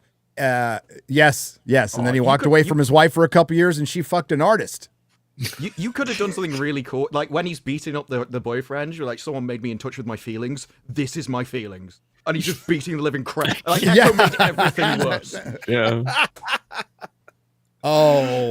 Yeah. So Echo did make everything worse. Yeah. Luckily, no one saw it, so most people don't know. So I think they're sensing. The apathy, and despite 275 million people across platforms, not really counting concurrent views and just whatever impressions, saw it, and like Marvel flexed and fine. Yes, there was 100,000 people watching. If you actually had the cast walk up on the fucking screen and not say anything for 15 minutes, and listen, 100,000 people watching 5 hours, that's a lot of ad revenue. Not that Disney needs it. And I don't even know if it's monetized or not, but that's crazy. Hey, there's a lot of commercial space between those chairs, okay? Oh, and the amount of commercials they fucking pump in on a live stream anyway. Jesus. Might be like 10,000 on that one. But it's crazy on YouTube. Yeah, it's fucking nuts. But yeah, it's still, I don't know. I think it would have had more impact if actually something happened, but that's me. Something else happened. I don't know what the box office tracking. So Snow White, remember that movie, Snow White? Kind of a barely 2 Yes, year. I do. Still It's burned tracking into behind my the memory. Marvels. See, I think it's gonna be it. I think it's gonna do Marvel's money now. I do believe that. It is yet That good. Yeah, It's like refresh because it's at 96 million now. That's not even Oh, that's way better, guys. Refresh. Oh, Yeah, right. I know. Hey, listen. That's like nice and day. Look, hey, it's 5 million. 5 million's 5 million.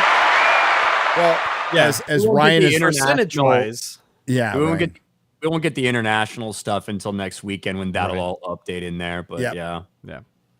Yep. So if you account for that, what's the drop looking like, Odin? So the projection right now is it'll be dropping between 60 and 65% domestically this weekend, which is about on level with what a typical Marvel film would do, right? Having a massive opening weekend and a pretty massive drop off. A film like this should not be having that massive of a drop, but clearly These nobody's films seeing it. have legs. The family films, animated films have much longer legs than our big event fucking, watch it before the spoilers are out movies. That does not seem to be happening for this. No. I'm not looking good there. That line means it's below the average of what a film typically does with that opening. VOD in 45 days from release. Probably at this point. Yeah, they just need to cut their losses on this one. This was the most predictable fucking flop since, well, I guess the last one and the one before that. But it became a cultural moment. It hit the cultural zeitgeist. This was 2 years in the making. Now it's flopping, and it's partially due to. I was talking about this with Steve Deese. Thanks for having me on the show. He called these like after the cultural shift. Marvel and Disney tried to fix things using the strike. They did that with Daredevil. They've done it with Snow White. They did it with Captain African American. And you get these like Frankenstein monsters that are still just total pieces of shit where they tried to fix it. So believe it or not, there was a worse version of Captain African American, Snow White, and Daredevil out there. And this is the improved. I want to see them. I want to see them. That is unbelievable. I want to see the worst version of Release Snow the White. director's cut. Well, yeah, where the bandit doesn't give her a kiss at the end. A kiss? A kiss. Give me a kiss. Give me a kiss. So imagine that. Imagine she just like wakes herself up. I don't know how the fuck. Or out of sheer feminist power. Yep. Well, what I want to see. Rachel said at one point the guy that was filming all the green screen scenes put a GoPro on the camera. So somewhere there is just footage of the green screen and all the behind the scenes stuff. So that exists in someone's private hands. We gotta see that. That's what we want to see. We would love to see it. Around to a green screen and little dwarf. You think in the original version she just takes the poison apple and eats it, and spits it out, and goes "Fuck you, bitch." I'm the fairest of them all. It's And then Snow like, White in time. Kicks her. That would be a better story than you need to eat this apple for energy because the castle's just over there. Well, You need your calories, dear, before your long journey. You're so skinny. Oh. It takes a lot of energy to save the whole fucking kingdom, I guess. Especially if you're gonna do it all by yourself. If Gal Gadot asks you to stab her, you need to do it. That is good advice. yes. I think it would have been really funny if, like, because Snow White's just so fair and she cares about everybody. If she gives the apple to Dopey and he fucking dies. And then he nobody's says his kissing first him. words. I'm just glad that Alfred E. Newman is still getting work these days. Right? Or John Campea. Maybe the original version, she does eat it and the dwarves come back and find her, but instead of Jonathan kissing her to wake her up, it's Dopey speaks his first words. Yeah. You're like, Snow White, we need you. And that brings her back. The kingdom needs you, Snow White, and she flutters her eyes wasn't open. a real kiss in the story. It was a metaphorical kiss. Yes. Yeah, so deep. Modern. And her social justice awakening brought her back. Rock band. Either way, like, just I don't know what else could be said. I with a 60% drop off, we're looking at under 20 million for the weekend. So if it's even at 50, I think they came out and said it was 53% today in the trades, which would be something like that. about $20 million. Yeah, this one's not going to have the legs. And yeah, now I predict a Marvel in the realm of Marvels. That's crazy, dude. That is fucking insane. And it's, again, we talked about it last week. The international numbers are so shockingly low. Domestic numbers are very bad, right? The international numbers are shockingly low compared to what any of these other Disney live action remakes do. Even the ones that don't particularly perform well. Dumbo still had 2 to 3 times as much internationally as it did domestically. Even if you're generous. Maleficent movie had 3 times as much internationally as it did domestically. They're worldwide movies, and they rely a lot on that international box office. Not just China, but just in general. But humanity floppy has in China. rejected Snow White. Yeah, Yes, but also even in a best The case planet scenario, has come together. like if it gets to 125 million globally this weekend, I don't think it's going to happen. But even if it does, like if the trajectory continues to go, it could actually make less than the Marvels. Wow. If that happens. That I would wouldn't be be a surprised at this point. in the 300 millions mark. Like that's what it's looking I like. thought for sure this thing is going to be like 400 million, right? And that would still be a catastrophe. I thought it would be on the realm of Brave New World. It would still be a catastrophic failure. It would still lose them hundreds of millions of dollars. But I thought that was where we were looking, like a Dumbo 360, 400 type of thing. This is shockingly bad because it's not just like, oh, well, you know, the culture war in America, it's just so heated right now. That's why so many people didn't go, and her comments about Trump. No, it's everywhere. People Everywhere. are Humanity as a whole has rejected Snow White. Yeah. Surely it's just Rachel's comments breaking through to the mums, and so they just didn't take their kids in the first place because they couldn't stand her. I do what I wonder find how interesting much of it is like that. the traffic and conversation around Snow White when it was released was everywhere. Like everyone was talking about this thing, and that has not helped. Like that's harmed it. Like, and so you know the old adage that's not good press. Yeah, Only hurt it. exactly. And it's not just press for this movie, it's press for Disney in general. I think for the last few years, people have just been getting bombarded with bad information on bad news about Disney. So Another Disney I think a lot of families, another Disney disaster. No one cares about it. Who is going to say? No one's saying. But compare this to what would a good example? Top Gun Maverick, which was in theaters for 16 years and it made a lot of money, and everyone kept saying, "Go see this movie. It's great. It's great. It's great." So it stuck around forever. Who's saying go see Snow White? It was actually really good. You'll love it. Nobody. No one is saying this. No It's like one. Captain America, Brave New World. Who really told their friends, "Yeah, this is a real banger, guys. You should go and see this movie. This is definitely worth it, $10 or whatever." Well, to it's go also see it. apparent that parents aren't taking their kids to go see this because in certain areas of the country, it's Because spring parents love break. their children. Well, yeah, exactly. Well, and Yes. You better it's a very behave good or point I'll why make no you one see show Snow up. White. But Disney Now has you better basically be a pushed good away. boy, or I'll take you to see Snow White. No, Mom, no, I'll behave. I'll take out the trash. Please, But no. it's very apparent that basically Disney is pissed off the parents because it's the parents who's taking these kids, and you know they're not showing up to the parks anymore either. it'll be interesting to see Moana, the live action version of that, and Stitch, how they do. Lilo and Stitch is gonna do well. I can imagine. Well, I but think it'll be interesting to see, like, compare that to another show like we were talking about, like Dumbo, or any of these. Like, will they get up to those heights, or will they also be kind of down? I know It seems Moana. like there's a lot of positivity Millions surrounding of Lilo and Stitch. It might end up being the highest grossing movie of the year, Yeah. based on all the things we have. Obviously, we got those ones coming out in the summer, like Superman, Jurassic World, Fallen, Rebirth, Kingdom, whatever. Final and chapter, then- part 1. Mission Impossible 8, same thing. Yeah.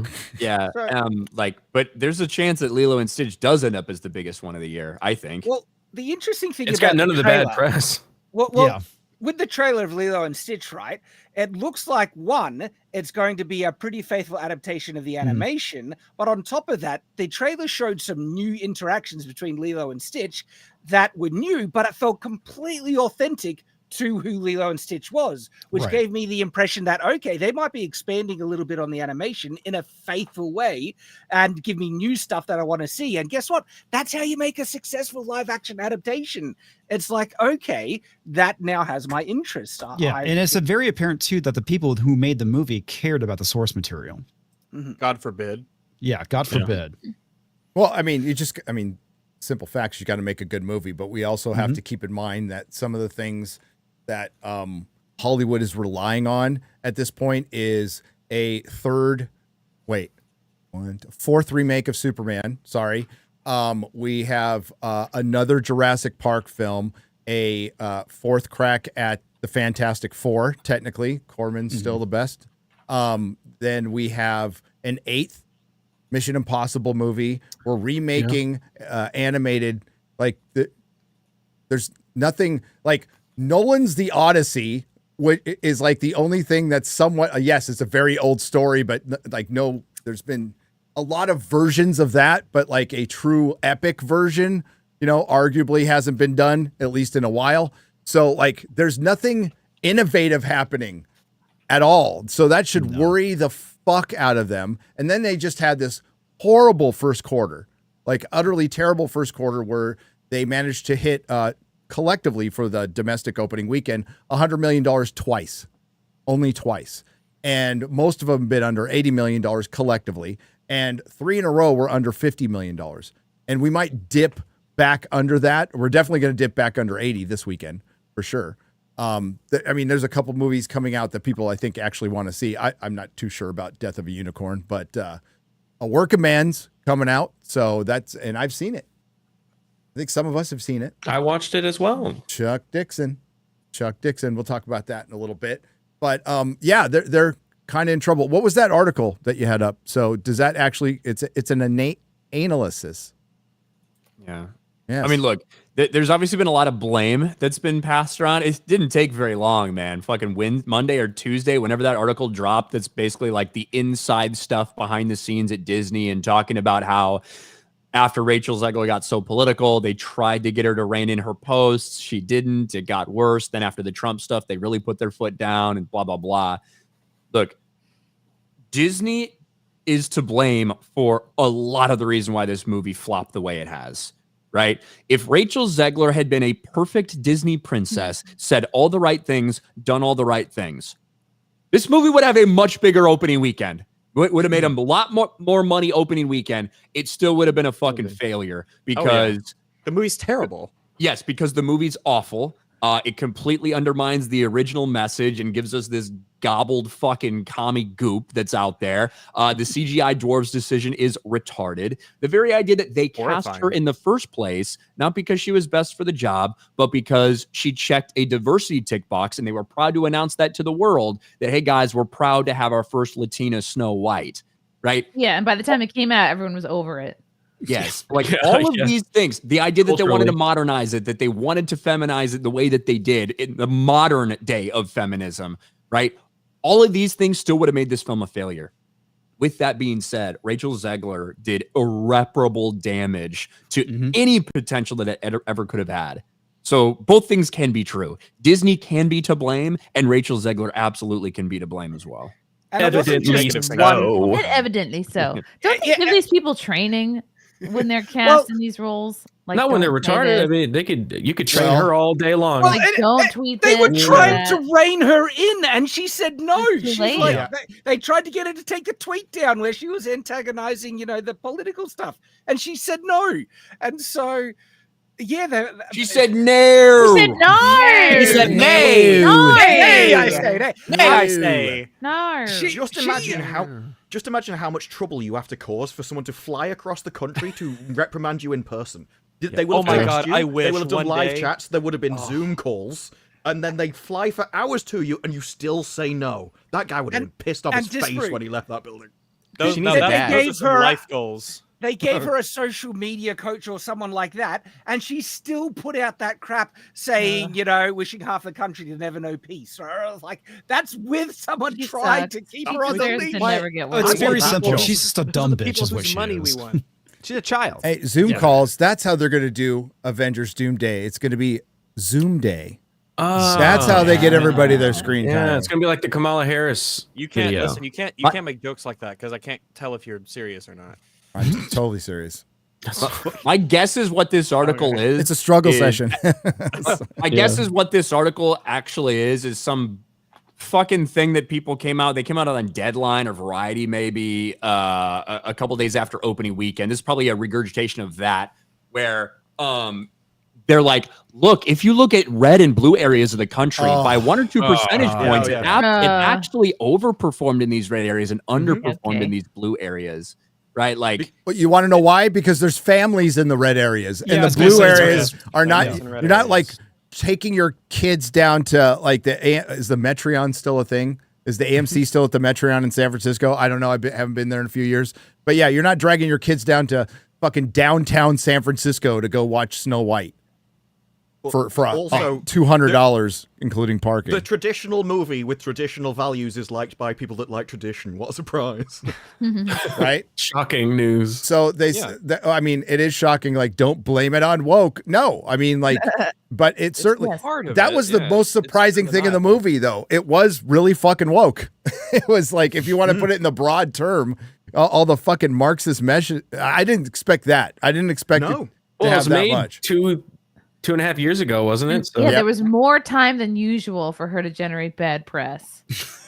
yeah. The And perfect she storm. consistently did Political for it. the BBC. Yes. And it wasn't just one comment she made that was bad press. It was consistent throughout the whole thing. Even when she was cast, she says, "Yes, I'm Snow White, and no, I'm not bleaching my skin." It's like, all right, good start there, Rachel. And then just after that, Thing is nice. consistent foot and mouth. She's like, "Don't worry, guys. antagonizing We wrote it into the story why I'm still called Snow White. We just changed the story to justify it." Did the studios tell her to say she's not going to be saved by the prince? I saw somebody in the chat said that. no. Well, first of all, she didn't even say that. That was Gal Gadot. That's just what the story was. That was at D23 after they brought Gal and Rachel both on stage to celebrate their casting as it and give a little brief, hey, it's going to be a modern story of Snow White, blah, blah, blah. Then on the red carpet is where Rachel Zegler had all those disastrous interviews. And this is before they start filming. They just have it written. They have the general story outline of what they're going to do. And I think the craziest part about that is those red carpet interviews with Rachel Zegler kind of went under the radar. I made a video about it in October or November or whenever that was held in 2022. Yep. But it wasn't until 2023, in the middle of the strike, when those leaked pictures came out, the Snow White story goes viral. People misinterpret it and think it's the dwarves when it's actually the bandits. And everyone repeated that forever and ever and ever and ever. But it wasn't until that a lot of people went back and looked at Rachel Zegler stuff. And then those videos started taking the fuck off and it got back in the news cycle. So if we hadn't had that leaked set picture, I don't think everyone talks about Rachel Zegler the same way because those things went so under the radar. And the strike, because everyone had a load of spare time because there was no news. Yeah. And this is always the danger. Like, you can't keep going, because at some point someone will look back at your history when you say one thing, and you can go back to West Side Story with Rachel, and she's falling out with the audience then. She was falling out with the Puerto Ricans that were saying, she was like, "I represent you," and like, no, you don't. How many cars have you keyed?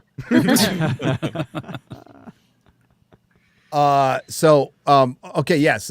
So speaking of people trying to wrangle her in, Snow White producer's son blames Rachel Zegler for poor box office. She hijacked the conversation. This is brutal, by the way. I mean, a lot of people have talked about it. Yeah, we from what together. I've heard of this is the one of those conversations you have to sit down like with a child and say, we gotta dress you down and be like, there are hundreds of millions of dollars of other people's money on the line.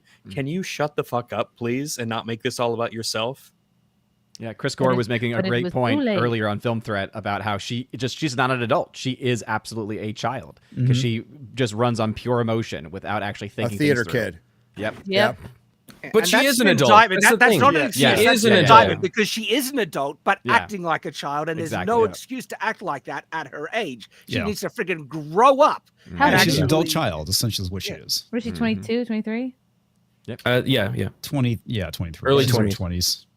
So, in a sense, deleted comment. Oh, he deleted it on Instagram post. Probably his dad, because he got fucking dogpiled by Rachel Zegler, peoples.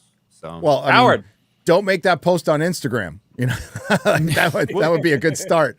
It was a response Instagram reel that had nothing to do with that. And after this story broke, people went to his Instagram and commented, oh, did that really, so your dad really went to go scold a young girl? That's pretty disgusting in my opinion, blah, blah, blah.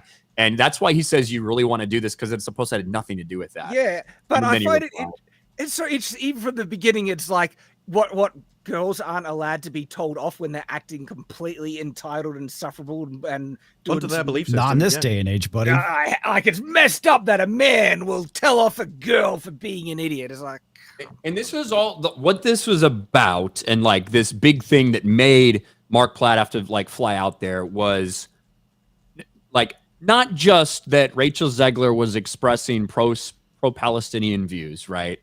Ultimately, in my ideal world, I would love it if we never knew what any actor's politics were. However, I don't think it's really reasonable at this point in time to expect to ever go back to a time where that is possible. But I do think there should be two fucking rules for these actors. One, regardless of whatever your political opinion is, you should make sure to present it without fucking demonizing half the country. You don't like Donald Trump? Okay, whatever, right? You want to vote for Kamala? Whatever, okay. It crosses a line when you then say, fuck all Trump supporters are this, all Trump supporters are that, because then you're actively telling these people you don't like them, stay away from movies. The second rule I think that all these people should have is that you should never attach your political thinking to the direct promotion of your fucking movie. Yes. And that's what Rachel did. It was right after the debut of the trailer, and she said, thank you guys. She was sharing the trailer out there. Thank you guys so much for the 118 million views that we've had on the Snow White trailer. Didn't mention the fucking dislikes. But, thank you guys so much. We're working on this so hard. And as always, free Palestine. Oh. Right. While promoting Snow White in the trailer. And that, to me, is obvious. Like, that's such a retarded thing to do. Especially in Hollywood. I don't give two fucks what anyone's fucking opinion is on this thing going on in the Middle East. It's been going on for fucking years. It's going to keep going on for years. I don't really care. But imagine if Gal Gadot had came out, tweeted out the trailer, been like, hey guys, Snow White in theaters, March 20th. By the way, Palestine doesn't deserve to exist. Right? To all the brave IDF, I support you. Well, Gal Gadot has come out and my said, IDF brothers and sisters, I support your fight. Like, if she'd done that attached to the promotion of the movie, there would rightly be a shit ton of like, what the fuck are you doing? But at least we wouldn't have focused on how shitty her acting and singing was. That was the best part of the movie. No. Best part of the movie was Gal Gadot trying to act again. I hope that I've come around on Gal Gadot. She's always been a terrible actress. I want to see her in more things now because I know that we're going to get a real banger. Give her more songs. Give her more roles. Yes.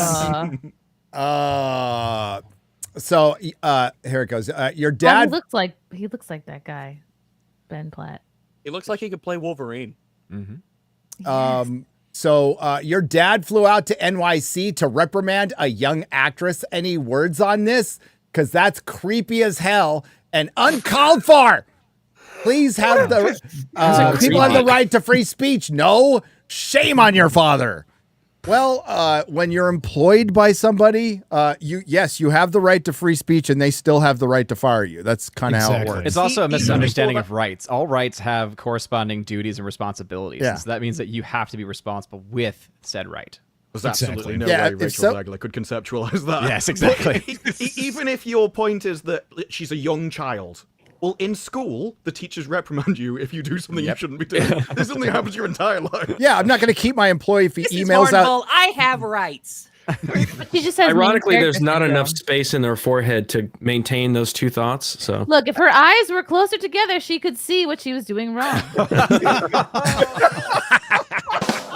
that's why you had to come to her. She can't read because Yes. it's just And cross-eyed. focus, for Christ's sake. Like if No, it just to be fair, it helps her spot predators way easier. Okay?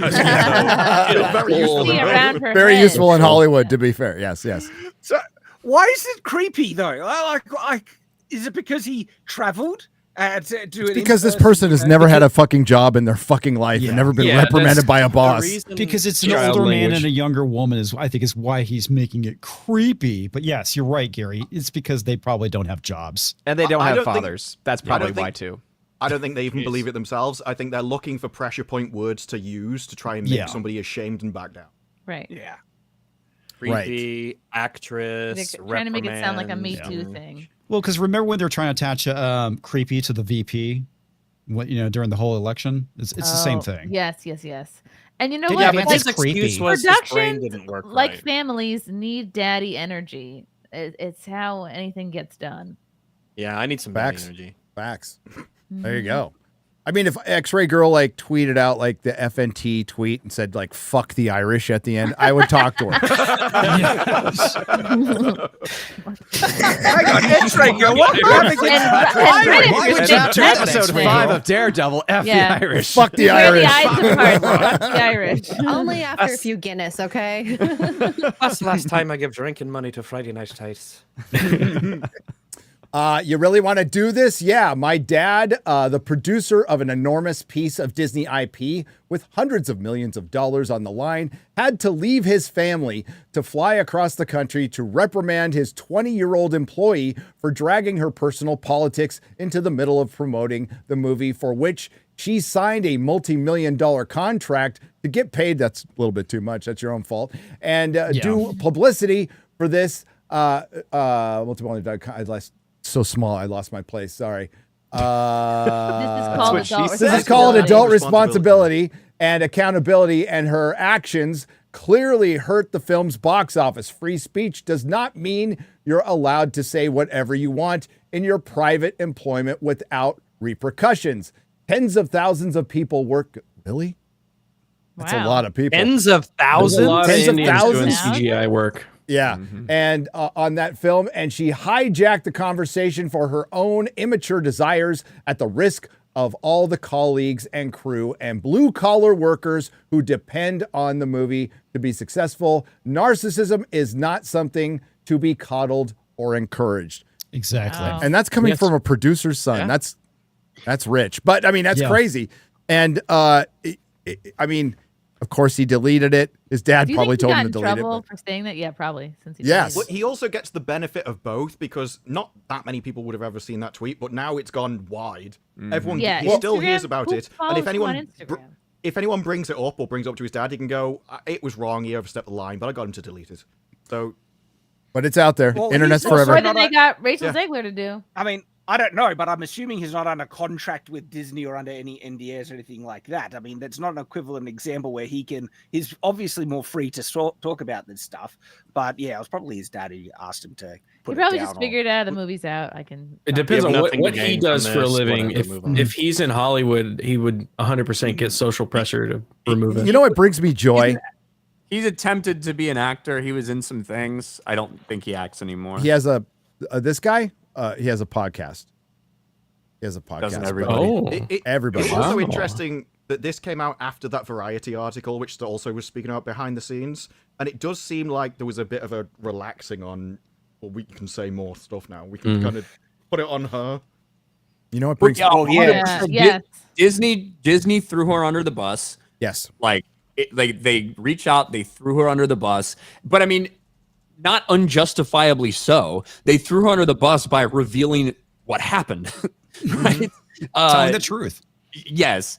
Now, that does not mean, as I reiterated in the beginning of this, Disney 100% is very culpable Yes. for everything surrounding how this went down.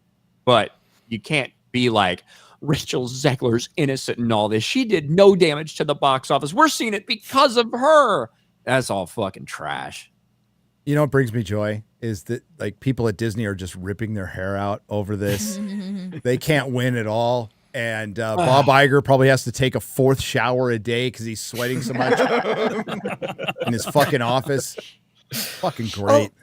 They get what they deserve. They do. There's Absolutely. so much overt woke politics propaganda, like, because it wasn't just the communist kind of stuff. It was also, you know, the whole movie was there to just validate Snow White because she's wonderful and she doesn't need to change or do anything to earn the payoffs in the film or people's loyalty. They're just going to flip on a dime because she remembers people's names. It's like, dude, come off. When a cartoon character that was voiced in the 30s has more humanity and charm than the actual person who was filmed on screen in live action, that's a problem. That's a little bit of a problem. Yeah. Big reason why they're very quickly now shifting, saying, "Oh, Lilo and Stitch, guys, get excited for Lilo and Stitch." Don't pay attention to Snow White. Dude. We got a better movie coming up for you guys. That investor call that we covered, that little clip we covered, I can't believe that like wasn't noticed by more people. Like, because that was fucking awesome how that guy set them volumes. up. But yeah, in that investor thing, they mentioned Snow White and then they go right to Lilo and Switch. They go, and Snow White's coming out this weekend, but how about this 5-minute clip of Lilo and Stitch? Here you go, investors. You know, they just like pushed right past it, so they know. They know.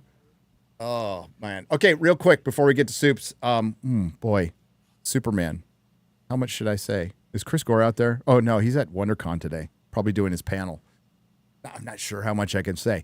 So it's very much a James Gunn film, folks. Don't know how. Uh-oh. That's not good. Yeah. That's not a good So sign. again, this is totally anecdotal because I talked to somebody who went to the test screening and the test, like it's out on Reddit, what people think of it. Right. And it's kind of, it's all over the place. Like it's pretty good. It sucks. And it's great. So not really sure, but the person who told me, nice kid, but, he liked Flash, and everybody's a kid to me because I'm 1,000 years old, by the way. This man is 45 years old. Yeah, he's 40. Well, I call Disparu a kid, and he's like, what, 2 years younger than me? So, and Chad's older than me. Yeah, it's because I'm shaved. It makes me look. Chad's the youngest one on this stream. I'm a young, vibrant man. How old are you, A young Chad? whippersnapper. 39. 39. You don't look it, girl. You're not the youngest person on this stream. I think it's Garrett, isn't I it? look 50. It was a Correct fucking answer is milk me. older I than am you're the older than youngest. me. God. Yeah, but he loved it. He loved it. He said, so it's not overfilled with too many characters. They're integrated in the story, but they are part of it. Like Mr. Terrific and Guy Gardner are going to be in the whole movie. Supergirl shows up. And they set up Supergirl. So they do set up another movie, but they're not setting up the. That's kind of a big deal, yeah. Well, no, people knew she was going to show up. Like everybody knew she was going to show up, but she does show up in it in costume, and they do set up her movie. So the whole thing about like it being its own movie and not setting up other movies, not entirely true. Not entirely true. Is it going to be Guardians of the Galaxy humor? I would 100% expect that's that. dialed down. It is patriotic. That's And good. Hell yeah. By the way, Guardians of the Galaxy humor is really good if it's done well. Right. like the first movie, but I don't know if it How many belong- people can do it well? I don't is know. A short list. if it necessarily belongs in. Like my problem is I didn't need an irreverent Superman movie. I want a good Superman movie. That's what I want fucking irreverent. Nice change of pace. Instead of yes. irreverent, let's just try reverent. Yes. At some point. Earnest. Once, just once. Yes. And What if we took things seriously? Lex Yeah. Luthor is evil. Good. So he's like straight That's up good. evil, kills people, kills a lot of people. Boy, that's about all I could say. I know that's not much, but yeah, Supergirl's going to be in it. There is going to be a Hall of Justice. The kaiju is in the middle scene, and it's kind of a distraction from Lex Luthor. But it's, I guess, Lois Lane's good. Jimmy Olsen apparently is really good in it. The first one that actually is a comic accurate Jimmy Olsen since forever. 20 years? Since forever. Since what? Bryan Singer's Returns, right? Yeah. Well, no, I mean, he's in Zack Snyder's for a minute. Then he gets his fucking head blown off. That's Zack Snyder's Jimmy Olsen. His CIA gets his fucking head blown off. At least he wasn't fucking black. Oh God. Rather be dead. Just saying. That's all I can say. But James Olsen. Well, I'm gonna CW. He liked None it of a those lot. things sound positive. And there is some, truth, justice, in the American way in it. So we'll see. Good. We'll see. Maybe that. It's real. It's real. That's all we know. I want it to be good. I'm very skeptical though. I guess we'll see. With We Baby will Breath. I see. can imagine this going all sorts of ways. Well, Warner I like Brothers. Nicholas Hoult a lot. I hope he pulls off an awesome. He's Lex a good Luthor. actor. He's a good actor. I think Yeah. he's really good. Yeah. Yeah, I think he suits Lex Luthor. That was a good casting for that one. But I mean, there's other stuff on Reddit. As soon as there's a test screening, this stuff hits Reddit. Now, I've only heard that because I don't go to fucking retard it, but it's out there. It's out there. But we'll get to soups next, shall we? Thanks for listening, everybody. We start out with Noons has gifted 50 Nerdrotic membership for $250. Wow. Noons, my lady. Goodness. That's a lot of memberships to watch me watch Mobland and Daredevil 2. The Daredevil watch parties have devolved into, it's just madness. But I was about to say, I hope Mobland's good. I do too. It's got a great cast, and it's Guy Ritchie, and it comes out day after tomorrow. Cecil Letts for 50 Canadian pesos. Thank you. Hi, FNT. Earlier this month, I released my 4th book, A Dragon's Flame. It follows Connie Witzberg, her dragon Nighty, and friends Sam and Judy with the human world and mystic within a human world and a mystic realm. Needless to say, adventures await them every turn. Cheers. Thank you. I have a book that I probably should have mentioned earlier in the show. X-Ray Girl, you got to remember to remind me. Somebody needs to remind X-Ray Girl to remind me to talk about the book. I didn't know to remind you. Now I will remind you. X-Ray Girl, Next remember time. to remind Nerdrotic that he needs to talk about. Oh, thank you. Thanks, Thank you. Rags. Okay. I appreciate Anytime. Garrett, remind me to remind X-Ray Girl later on that she needs to remind Nerdrotic to talk about. I will remind you. And Disparu, if you could remind me to remind Rags to remind X-Ray to remind. I'll try, but I might need Gary to remind me to remind you. Yeah. Oh no. That's a house of cards. Hey, chat, could you remind us? Chat, yes, remind Yeah, us. chat. please. You guys need to remind Nerdrotic to remind Disparu to remind Garrett to remind me that I need to remind X-Ray Girl that Yes. Nerdrotic needs to mention that book. Or That's you can it. just put it on a post-it note and put it on Yeah, your monitor to remind Post-it. yourself. All right, Can you somebody remind me remind us to get a Post-it post-it note Okay. for Nerdrotic so that he can All right. remind Disparu Or a to calendar remind Garrett invite. to remind Rag so that I can remind X-Ray Girl she needs to remind Nerdrotic to talk about the book. That was a good idea. The Yes. post-it note. I thought so. As long as we remember to do that. I don't have any post-it I notes. don't have Mine it. does my post-it note. Oh, yeah. Someone has to remind us to get post-it notes. Yes. Just put it on your calendar. Remind me to put it on my calendar. Thanks. Yes. Yeah. I'll put on a it. calendar that I need to get post-it notes to tell. Oh, God. My wife sent me this funny meme. It's like, I know my husband will never cheat on me because I'd have to remind him what to wear, when to show up, and to call her.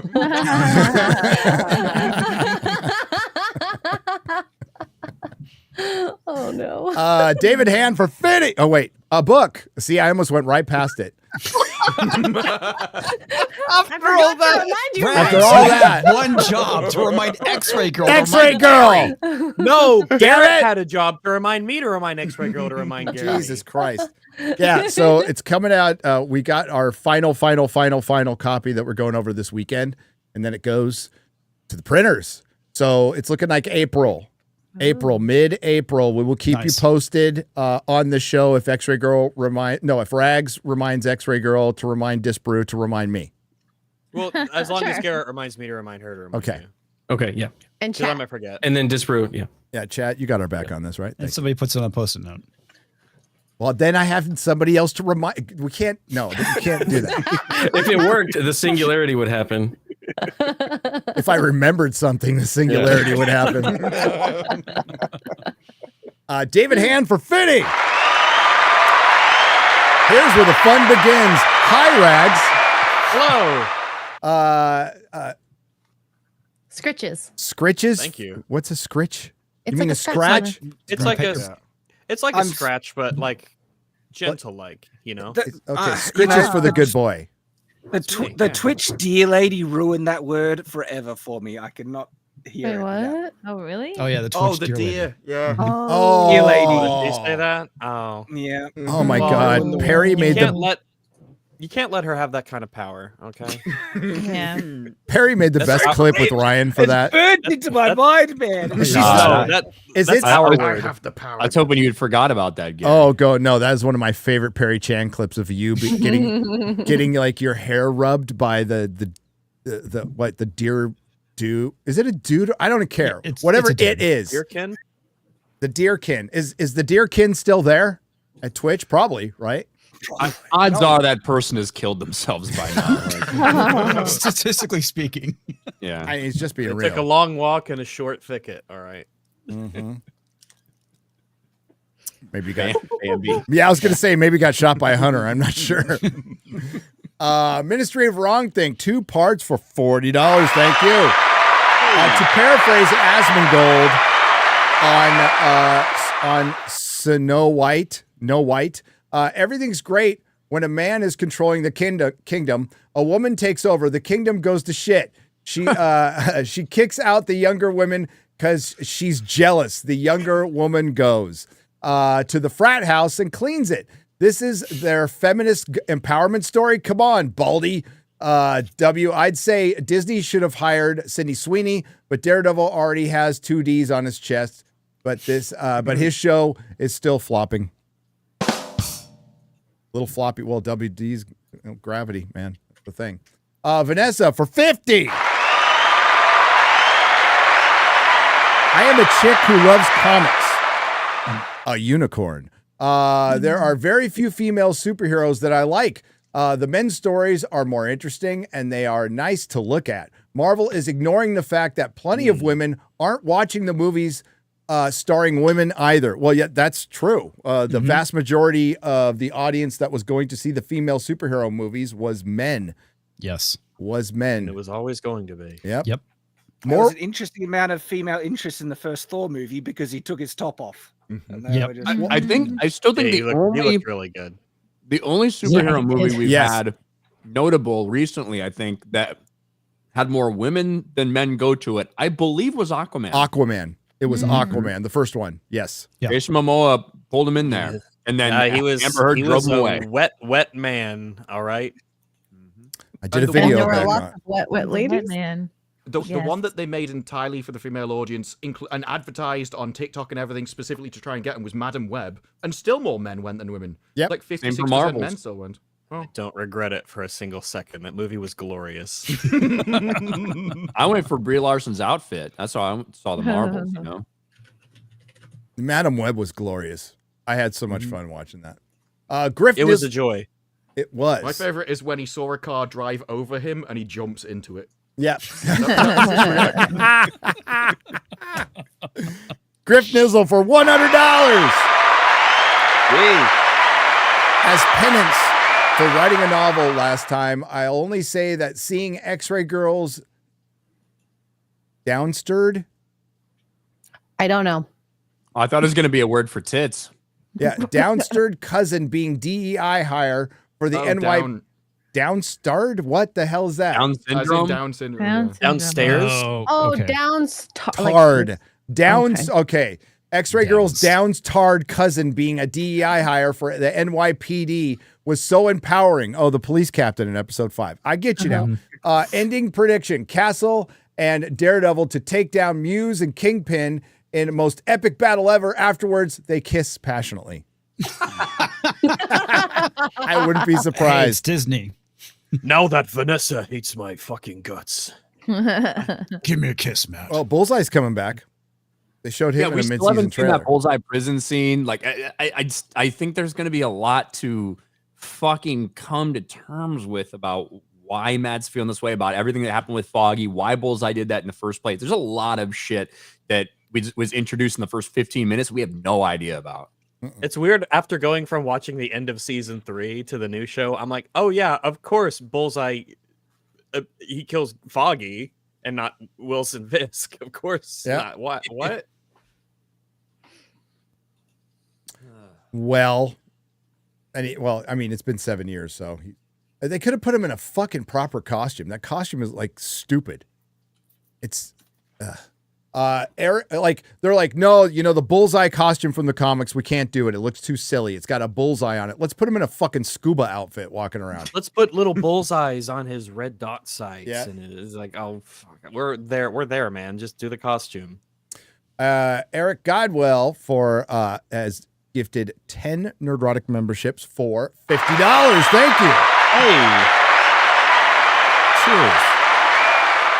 Black Snape is given $49.99 in galleons. Thank you.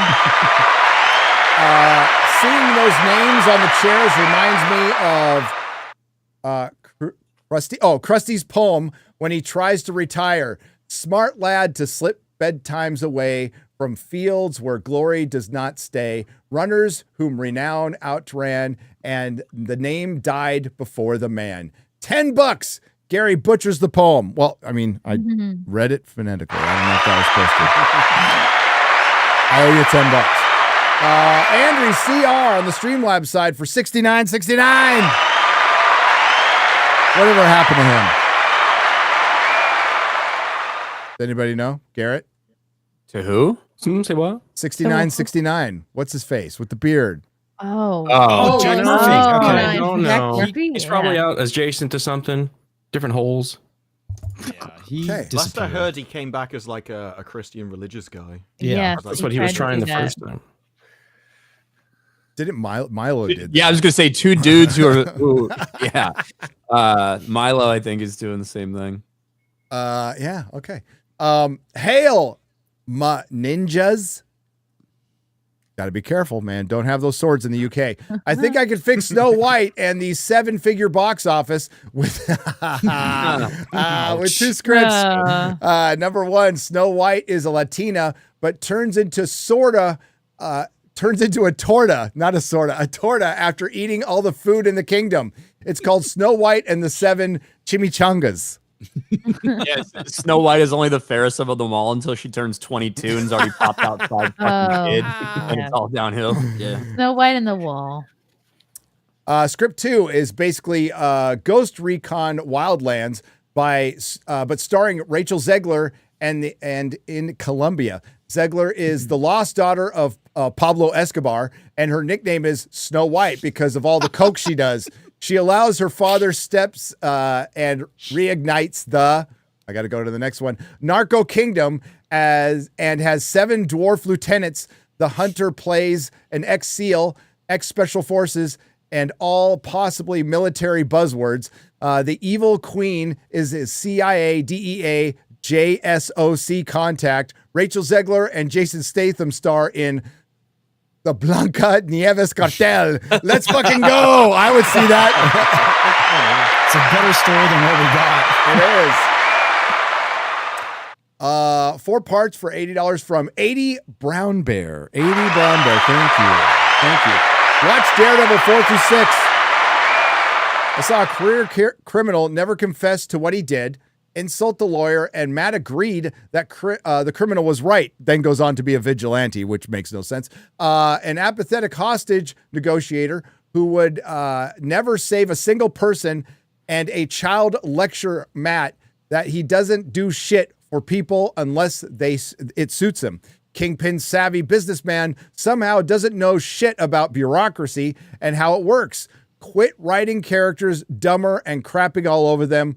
I used to, hang on, I used to never watch shows. I used to never watch shows and think like this, but it has to be so bad. It's been so bad lately. I've had to start calling it out. I'm no writer, and I could think of no more compelling stories. You could make a career criminal who has a changed. Maybe you should block these all into one X-ray girl Next time. instead of breaking a mid-sentence. I don't know. It's hard enough for me to read. You can make a career criminal who has changed his ways, but can't get a job because his warp sheet, what the fuck? Has needed really quick. It's very fast. Has needed to steal food to feed his family. No, he wanted to steal fiddle faddle. It wasn't even to steal. They didn't make him sympathetic at all. He just wanted something sweet, No. Gary. He just wanted something sweet. He just wants something We sweet. all want a little something sweet. Not Get steal a job. Not steal Yeah, just to not a eat. job. Not steal just to eat something sweet and be inconvenienced because he will lose his government money. Hope it ends well. That's it. That's the breakdown of the episodes, and the message there is I don't know what the message is. It's okay to steal. You should. California is the message. It's California. Yeah. The message is that I would pay money to see Gary read House of Leaves. That's what the message No. is. Well, I mean, sure, I'll try. Oh my God. I'll try. But you know what? Make sure you write it in separated paragraphs where you break mid-sentence to make it just so much harder. Well, that's House of It was Leaves. very entertaining. What's Gurn Raptor? Super chats are a journey, not a destination. They are. It's a marathon, not a sprint. Gurn Raptor for 50. Hooray. Gary, good to see you on Steve D's show this week. Cheers. Even we Christians need to wake up and pay attention to the undermining of Western civilization via media. Hopefully, Absolutely. you return. A guy can dream on dream on dream on dream on. Oh boy, don't make me sing. I'm not going to sing. I can't even read. Don't ask me to fucking sing. Hail. TFW for 100 Australian dollars. I think the best Disney marketing was for the Lilo and Stitch movie, where Stitch was messing around in other Disney movies. The best was definitely the Aladdin one, where Stitch is pulled up in his hot rod. Jasmine got turned on and flew off to being off screen. Probs. To bang. To bang off screen. We're going to get some carpet burns. They probably did. So, Jasmine flew off to fuck Stitch? Is that what he's saying? Have you not seen it? Yeah, I made individual animated promos of Stitch basically, No. Jumping in previous Disney films and ruining them. They're great. Clever. I mean, but that's already been done. See, done that with Rachel. She just goes around to everything in the movie. I was like, Disney did that to themselves. Hot Grape Studio for $10. Question for the panel and guest. What is the best movie Disney has ever made? Not owned, made. So made themselves.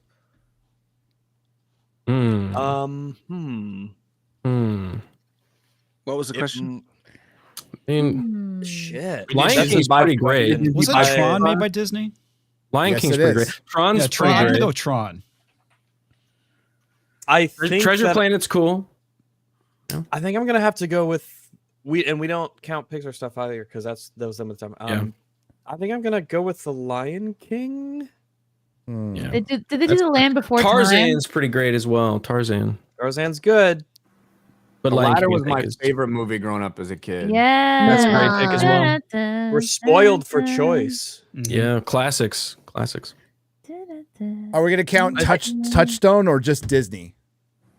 I also It's a am partial subsidiary, to so- the that original animated Robin Hood where they're all Dude, fucking yeah. animals. Cheapest movie they ever made. Cheapest animated movie. Don Bluth quit because of that. He You did? could, I mean, they Yeah. reused so many cells in Yeah, that that's why he fucking quit. movie over and over again. But I love it. I love that movie. Yeah, It's I great. love that movie, dude. That's the first Beauty and movie the I Beast. saw in theaters when I was It's a a good one. kid. Yeah. What? Music's good too. It's Christ, actually quite an accurate kind of retelling. Yes, of the Ryan, I'm Robin old. Hood. When did that come out? I got to look it up. 60. I thought they came out in the no. 60s or something. No, it came out in the I think it's 70s. 60s. Okay. Yeah, it's Oh, was it early 70s? Early It had- 70s. Yeah. yeah. So hang on, Disney. I know I wasn't alive. That's all I know. 1973. I was 4. I was 4. A classic. A classic. I don't know. What do you think, Shad? Cinderella? My favorite. We're talking about favorite old animations. What, like No, favorite What's Disney. the Favorite Anything that Disney's created. What's the best Disney movie they've made? that not bought, made. made. Yeah. I The Even like- Stevens movie, 2005. Oh I yeah, actually- dude. All right, That's all right. Dalton Romano. Oh wait, I might This have one. one- Go on. Sleeping Beauty. Ooh, a Pinocchio. No, Sleeping Beauty is awesome. It's freaking slays a dragon. It's got all the classic, tropes of you want. No, you want Sleeping in the Beauty's classic- good. Yeah. I watched it by Yeah. chance. I watched it maybe like 3 or 4 days ago. That's 59. It is a solid movie. Really Still interesting holds art up. techniques Oh, that was yeah. used in it. Good songs. It's like legitimately kind of like funny. The way that everyone speaks and everything. It is distinctly different from a lot of their other movies in terms of its tone and the way that people speak and the animation. Prince Old- Philip has got a Old really Yeller. good personality, and I actually think he's the hero of the story. Honestly, Wait, the guy who slays the dragon at the end is the hero of the Yeah, story? he's the Oh, story. okay. Like, Well, that's it's so about- fucking badass when he throws the sword. It and is. it It's goes- Yeah, he's that's- I love it. oh, And the green fire. oh yeah, Maleficent was a bitch. This Yeah, is why I Disney hate used to be Maleficent. good. Maleficent just ruined. Yep. But Sleeping Beauty. I hated love that the movie. fairies of Flora, Fauna, and Merryweather. I like their little they jokes great? and gags. Mhm. I really like Yep, it. and they're constantly fighting. Sword in It's the just- Stone. Sword in the Stone is a Stone's good good. one. It's a good one. Sword in the Stone I is like Sword in the excellent. Stone I a also lot. saw that. Yes, very, very good. I love Sword in the Stone. Archimedes. Pinocchio terrified me when I was a child. Dude, it's scary as Good. fuck. Like when he goes to Pleasure Island and then the giant It turns whale into a and God, it's donkey monstro. awesome. Yeah. Oh yeah. Oh yeah, boy. it fucking terrified me as a kid. Yeah. Oh. But I think the best one that they've done, I do think it's The Lion King. I think it's the combination of everything. The animation, the music, the thematics of the story, it all comes together in a way that's just incredibly stellar. The combination of Jonathan Taylor Thomas and Matthew Broderick. I mean, come on. Simba's badass. Jeremy Yeah. Irons is such a good villain. Of course, you Yeah. got Mufasa. And, Mufasa, good. come on. Mr. doesn't surprise Bean me. with Zazu. Rags, can you see yourself in The Lion King? You feel a bit more represented with the animals there. I do, and Yeah. I appreciate that. That's what I thought. You little four-legged buddies. You'd blend in color wise. Best. Whoopi Yeah, I know, Goldberg, you one of those quite well fucking in The Lion hyenas. King. Yeah, she was. And Shenzi, yeah, Whoopi. Cheech Marin. Yeah. They were Who are great. they? It was Shenzi, Ed, and who was the other hyena? Fuck. Oh well. Ed Two was and the three. dumb one. John Ed Carter. was Whoa. You know, not a bad movie. That John movie Carter. Underrated. I enjoyed Underrated. John Carter a lot. Yeah. It could have I'm been not so going to much say better, it's good, but like but it was dude, fun. I 1,000% would have taken like 2 more John Carter movies. Yep. Like Yeah, if we're going to lose a shit ton of money anyway, just make John Carter's. Yeah. At least they're But kind of fun if to watch. we're including Touchstone, which we probably can't, but that's Disney. Roger Yeah. Rabbit. Roger Yeah. Rabbit. Oh, yeah. Bring Roger Ooh. Rabbit. That's a good point. Movies. It's That's a good point. excellent. Great movie. I didn't know they made The Rocketeer. I didn't know that was. Yes, Oh, they that's did. right. I forgot That's about up the there Rocketeer. too. Mhm. Yeah. That's up there too. That actually might be my Love the favorite. Rocket. It's the Michael Eisner Lion King 2 Renaissance. sucked. You didn't like The Lion King Simba's Pride? Whoever said that? Listen. Cool That Runnings. movie had some good songs. Cool Runnings, yeah. Cool The running is awesome. Feel the rhythm. Dude, Feel down, the ride. hey, down Get and on out, down and out in Beverly Hills. Down and Out in Beverly Hills was a Disney movie. Ruthless People was a Disney movie. Oh, Rufus Airbud. The Wallace. one Yes. Junior, Yeah. Yul Brynner, and the Mansanka. Yeah, I love Cool Runnings. Yeah. The fastest of Jamaican sprinters. What about Mighty From Ducks? Jamaica with a That was bobsleigh. Disney. Mighty Ducks. Quack. Got Foggy Quack. in it. Foggies Come and the on. Mighty Ducks. Yeah. Quick. There you go. Heavyweights. Well, Modern. What about modern Disney? Oh. Best Pixar. I feel When like does the best- modern Disney start? What's the period? we're When did they talking buy? When Bob did they Iger. buy Pixar? I'd say Bob Iger is modern. When did they buy Pixar? God. 2008, Yeah. 2006. Is it that early? It had to be 2006 because it was well before Marvel. Here, I got to look it up. I don't know. I liked, before I liked Star Wall-E. Wars for sure, and before I Marvel. might actually say Tangled. If we're talking about modern Disney. Tangled's pretty good. Modern Disney, yeah. I'd say. Coco is like probably my favorite. Coco's solid. Coco. Coco's probably my 2006. favorite animated movie that they've done in the last Ryan. 2006. Wow. That was so Disney made Finding Nemo. Yeah. Yep. Well, they bought A lot the of people love that that made one. it, so that's theirs. I don't care about Thankfully. disabled people, so I really didn't fucking give a shit about it. Damn. Inside Out was clever. Oh yeah. Was it clever? I don't Or care was about it a thing people's that had been done feelings either. 612 trillion times before? Okay, I'm wrong. No, you can be. No. You have to We'll fight. have to fight him. You have to fight. Can't No, count The I- Incredibles. The Oh, Incredibles. dude, yeah, that's Incredibles is top 3 of Pixar yeah. with Wall-E and I don't know. A Toy Ratatouille, Story. maybe? Oh, so Finding Nemo was 2003, so that was before the Disney. Yeah. version. And They- Incredibles was 2004. Forgot about Monsters Inc. for pre-modern. That was a good movie. What about Yeah. Always my favorite.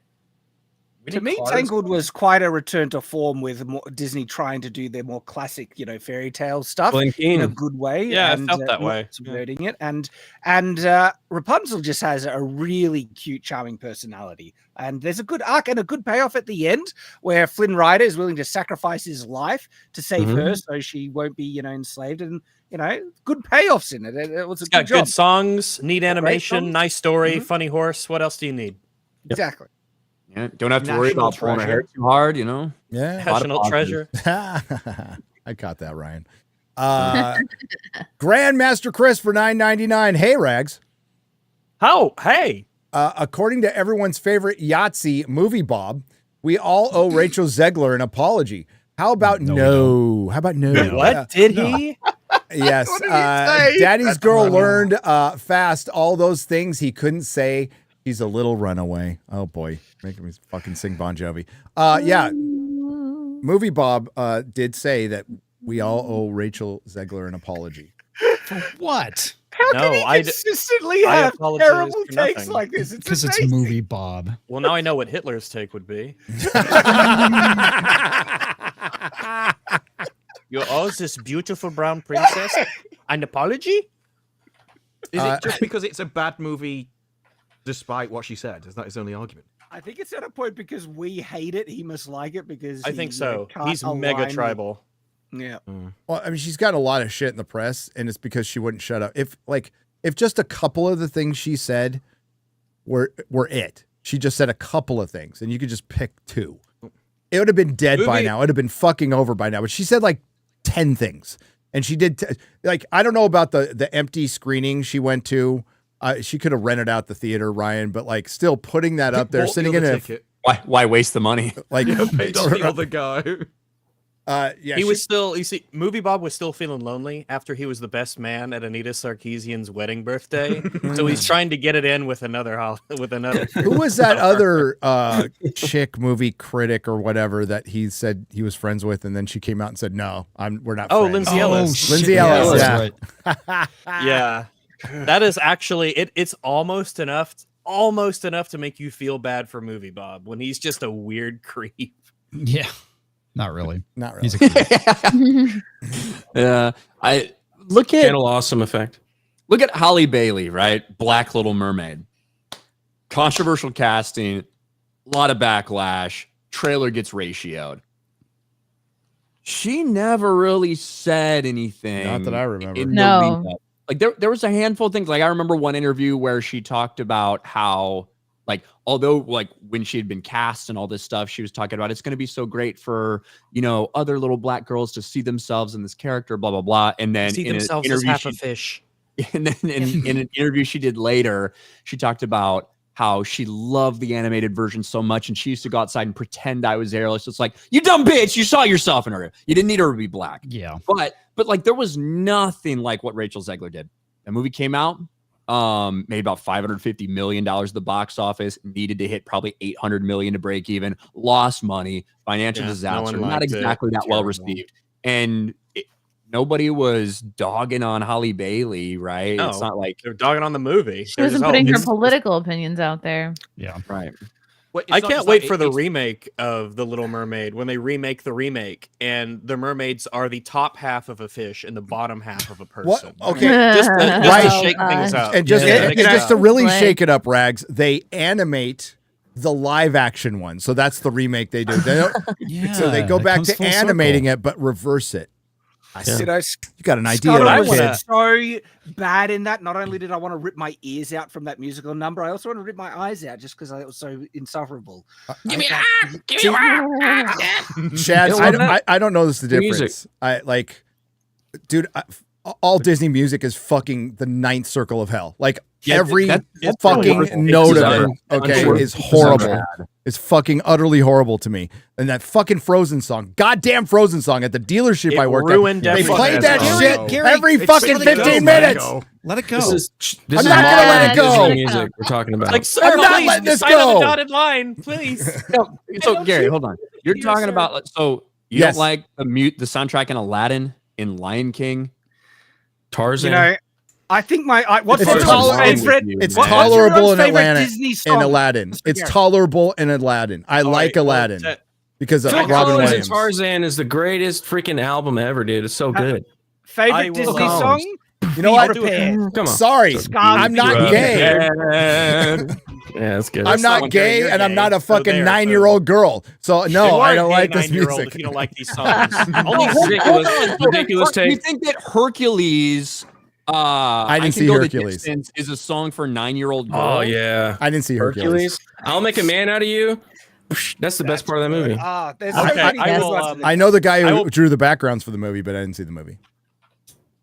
Oh, did he know about your incredible taste in music? It's impeccable, Rags. Okay, it is very peccable.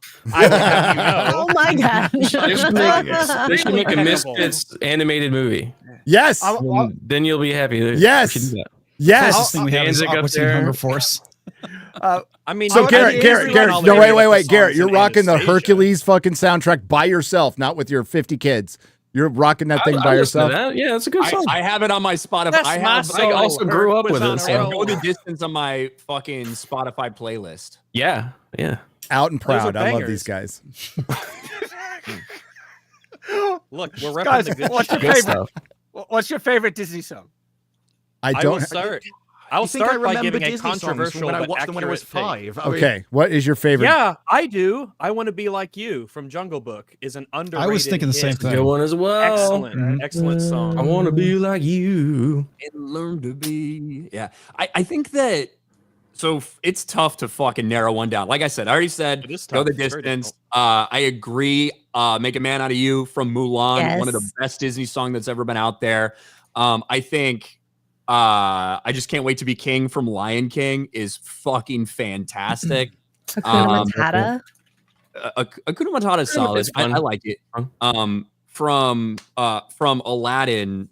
God, I can't think of the opening one where I Can Show You the World is great as like a love song, but when he's singing about himself, right? When he's running through everything, running away from everybody. Oh, yeah. It's a hard knock life. No. That song's all right. Street Rats. One jump ahead of the lawmen, one skip, and that's no joke. These guys just can't appreciate I'm broke. Sing the whole thing, man. Okay, let me be clarified. Like the older shit, like Whistle While You Work, I'm fine with that. That's fine. Jungle Book's fine. Like modern all the way up, where it's just it all sounds the fucking same to me, especially this auto-tune shit that we've had in the last 15 years. All Princess garbage. problems. I would also I think it would be a disservice to the at least to the spirit of this conversation to not bring in the honorable mention of Anastasia from 1997 for having an insanely good soundtrack that is criminally underrated and underappreciated. There you go. Haven't seen it. I'll take it. Which is technically now a Disney movie. I guess it is on Disney You're Plus. right, I think.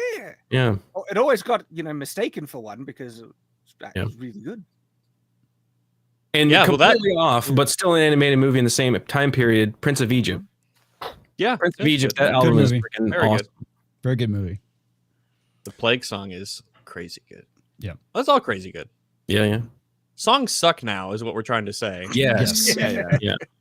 It's weird how every decade used to have its own form of music for that generation, and then now nothing. Been the No, same for like 30 South years. by Southwest, the big music festival that started as a music festival, got rid of music for next year. It's now just movies. That is Now it's just ridiculous. movies. That's the state of music right now. I infiltrated a safe space there one time. You did? Did Yeah. you? Was I it pretended I literally? was- Wait. Was it labeled as safe space? Yeah, it was. It was. Yeah. He was pretending he was gay. Yeah. I With can't. his Hercules soundtrack. Yeah, there was like a little room in the back corner was a safe space. We did a hidden camera video. It's funny. What did they have in there? You invaded the chode, dude. You went to the chode. It showed. Chode? I missed that. Yes. Well, to be I need to go fair, back 5 years, dude. To be fair, most buildings are chodes. They are wider Yes. than they are tall. They were calling it the Not in New York Chaz, but City. we were calling it the chode. And then they The were like, chop. "No, it's not. It's not Chaz. It's Chop." Okay, it's Chaz. It's chode. I can't believe you survived that. Oh, me neither. And like people died before and after I was there. They did. They did. And they were following me out of there. Like you could see them. They were following me. Did they on the recognize you? internet, too. Oh yeah, dude. There was a guy that came up while we were filming, and they were like, "Hey, I'm a fan of the show." We were like, "Okay," and then we just saw that they were following our little crew. It was just a crew. It was the two of us, and they were following us out. We had to jump in the car and leave. Good times. And you came to San Francisco to be safe. You visited me at my house. That's how bad it was. I escaped to San Francisco. That's bad. Travis Webb for $19.99 just says, "Hi, Rags." Hello. Albert Not a Retro says Rags is great in the Razor Fist. We like them both equally. Okay, we got some equity here. Albert. Albert's been on a tear lately. He's been really defending Sam Wilson as Captain African American as a mantle for some reason. Either to piss me off, which I respect if you're trolling me. But Go yeah, for it, man. yeah, bring it. It's not. It's good to know that somewhere out there he's got someone who's up to bat for him. He was cool as Falcon. He was great as Falcon. It's like Civil War. He was fucking cool. Yeah. Yeah. Civil War is a It's the fucking Black cool movie. Panther. It's second black character where in Civil War they're super cool and awesome, and then they get their own stuff and they suck. And they suck as Yeah. Yeah, exactly. Well, Massively dude. so. Well, I mean, you're going to disagree with me, but I'd say Spider-Man was probably best in Civil War too. But until he got to No Way Home. But No, I mean that's totally fair. He was great in Civil War. He was, yeah. He's great in Civil War. Excellent sort of introduction to the character. Yeah, really good. is this her? I want to say Hermione X-Ray Girl, but it's not Hermione. It is. It's Hermione.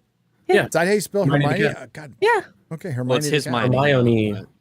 Hermione. I called her that for like the longest time. I thought it was Hermione growing up because you read the books. Because you were a kid, you read the books, and it's a weird, freakish name, and you're like, I don't know, I've no one's seen ever that word pronouncing this forever. out loud, so everyone was guessing. But that's how Crumb announced it. So Hermione. Hermione. Hermione. Maybe Maybe I'll Ryan talk about Wheel- retarded, so it's kind of okay that he was always trying to date underage girls. Oh. He wasn't that much. Whenever older, was I he? I mean, it's UK. What's the age of consent there? 14. I don't know. Just like in Iraq. I don't really mind the Crumb Hermione thing. It's fucking 3 books later when Crumb is at that wedding and he immediately starts hitting on Ginny. Yeah. It's like, yeah, Crumb, come on, you can have Likes- anybody. International likes his Quidditch redheads. star, bro. Come on. Disparu, you're gonna Listen, he's you're gonna got a talk about type. Disparu. You're gonna talk about the Wheel of Time names. Yeah, because I read them all, and whenever I talk about the names, all the comments under the videos are just, your pronunciation puts me in physical pain. Well, here, wait, Tons of type them people. in the chat, and then we'll try to pronounce them. Yeah. Okay. Oh, no. Yeah, just give us a name, and we'll try and pronounce it. Right? Okay, The thing is, listen. They're like Irish names. Oh no, they're just... Well, now I don't want to say their names now to give because I listen to all audiobook and so the proper pronunciation. Oh, dude. Oh, fuck. Oh, what is this? Okay, I'm gonna get Moiraine Damadrid. Moire. All right, Moiraine. Moraine Damadrid. Damadrid is the pronunciation. Moiraine. Egwene Alvera. Egwene Alvera. Egwene. Edwina Alvira. Close. It's supposed to be Egwene Alvir. Alvir. Okay. Nineveh. Nene Valmira. Almira. The knave. This one's a hard Loyal. So- Loyal. Oh, the shorter ones are often the hardest. Loyal. That's what she Loyal. said.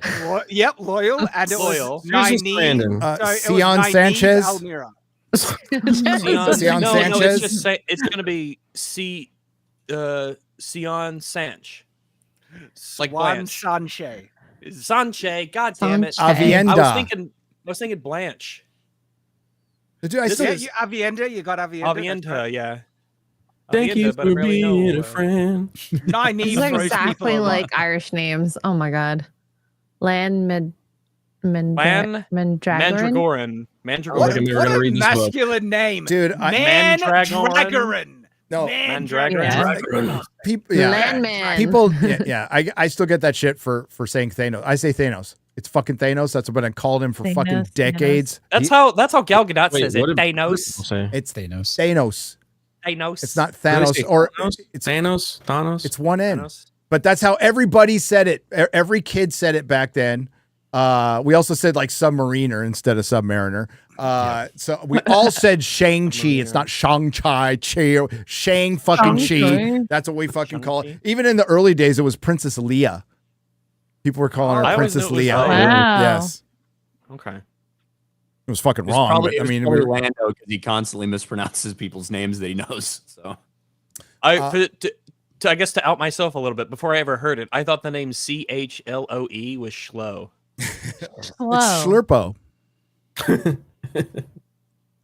when I was a kid, when I was reading a book and some kid's name was Sean, but it was spelled I was supposed to say S-E-A-N. that. Scene. Like Scene. Scene. What Yeah. a weird fucking name, you dumb bitch. No wonder you're getting bullied. Scene. Wow, your Um, friends are as invisible as that fucking H.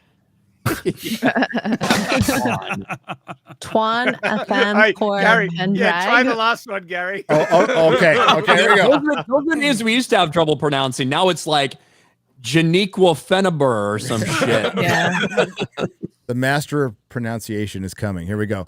Tuon Athium Core Pendrag. Close. Tuon Drag is the last Athame one. Cora Pain Drag. Yeah. You got two on right though. That's something. Sounds fucking annoying to read. Yeah, why are they? Audio, do the audio books. Oh yeah, well this I just kind of call our character Schlur, and then it's only when I have to start talking about someone else do I even. Oh, find don't a even get me problem with it. started when I called all the Tolkien names when I was reading them back in the day. It was fucking, Whatever it was they horrible. Like, 'cause I just read it. It was Well, horrible. as long as we all can appreciate teleporno, then we're okay. That's right. Teleporno. Can't wait for him to pop up and Rings right. of Powers, season 3, the arrival of teleporno. I'm So- sure there's already teleporno of that show out, but What led us to this was Hermione the Cat's $5 super chat to say, "Hi, Rags. You're oh, hello. you're a You great- got your fucking money's worth. Yeah, didn't you? we haven't even read the chat. You're a great fit for FNT, and I hope you're on more often. I do too, and I think he's a great fit. In the future. Yeah, I'm still, I'm still playing the field, but y'all seem all right. Y'all seem okay. You seem Oh, okay. now he's All right. playing hard to get. Okay, There's whatever. a few of you. There's Yeah. a few of you I'm still on the fence about, but Well, yeah, we'll To see. be fair, Rags, I'm the same way with most of the guys. Yeah, that's fair enough. Anyway, we would all pick for Snape other than who would you all pick for Snape other than Adam Driver? Benedict Cumberbatch. I'm gonna say Henry Cavill just to be consistent. Just put him in every role. It's got to be somebody that's fucking like they don't have to be ugly, but Ugly. they have to look weird. They have to be a right? young version of Adrian Brody. Does Yeah. Snape, Or is Adam Snape's Driver. age Mhm. is Snape's age canonically important? I can't Yes. remember. like Because so he was at the obviously school during. he was much old. They aged him up in the movies. Like Alan Rickman's way Okay. too old to play the Snape. Snape in the book, in that first book, is probably 31 or 32. Yep. Okay. Right. And Harry's parents died when they were like 21. So like, and he So they was need right to- in school with them. So like, So he all needs to be those the guys, age the of- Marauders, okay. ages should be much younger. They're in their 30s Oh, throughout no. the series. I think I have the perfect Dang. casting, and that would be both glorious and awful. What? Ezra Miller. Oh, No. wow. No, absolutely not. Oh, boy. No. Ezra That's could play okay. Ezra could play Jeeves. Because he's slimy. If you're just Slimy. going by, hey, does this guy look the role? You're actually not wrong. He has already played a character in the Harry Potter he's already universe. in it. Yeah. Yeah, that's I right. I think for the safety of the children that are going to be on set, I say no. Yeah, I say no in general, but just that idea out there, he does actually have the look. Yeah, he does. Yeah. Weird and Chalamet as Snape. Yeah, I was thinking Timothy Chalamet, but he's a little young. It's hard to make. I him don't look think older, he's I bet. like you have to be. I think that Alan Rickman was too old and too conventionally attractive, right? To say that about another man, and he's got the hook Nothing nose wrong kind with of saying going that on. about another man. But Snape, Compliment. but Snape is supposed to be a fucking ugly motherfucker. He just is, and that is part of who he is. It's one of the reasons he was kind of an outcast. One of kind of the reasons he was bullied. Like he's a weird looking fuck.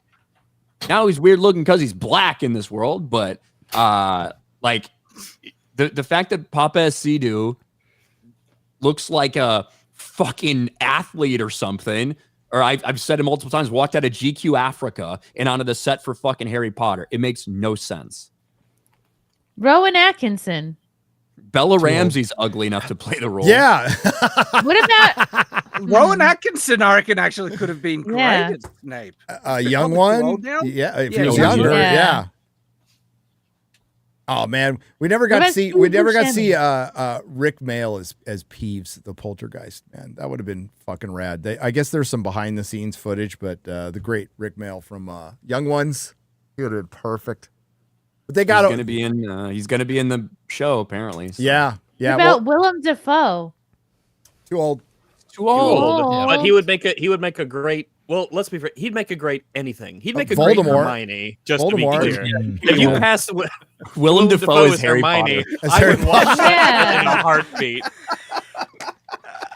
I want to see Christoph Waltz because he's good in everything. Oh yeah, I'm not a wizard. I'm just Harry. Rachel Zegler is Snape.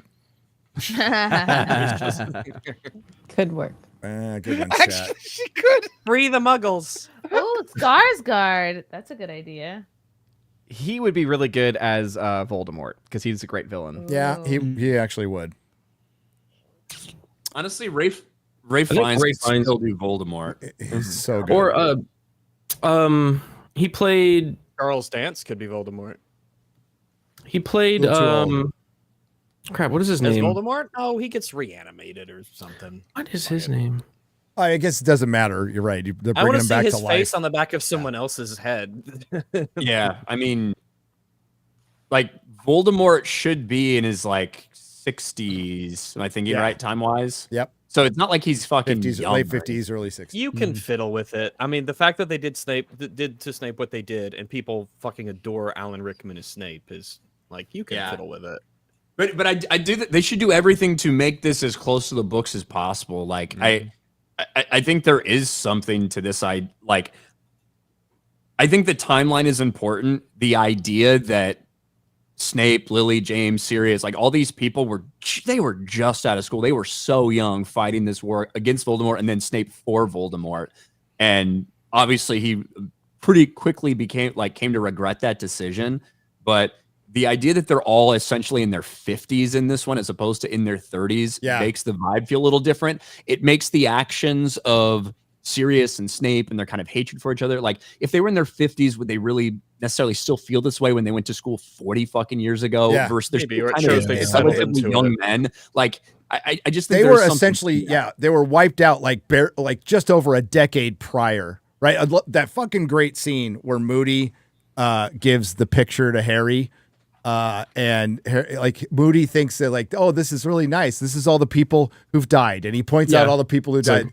They gave it to Sirius in the fucking movie, which is terrible. But no, like Harry is pissed. Like he's like revolted by it. He's like, why in the hell would he give me this?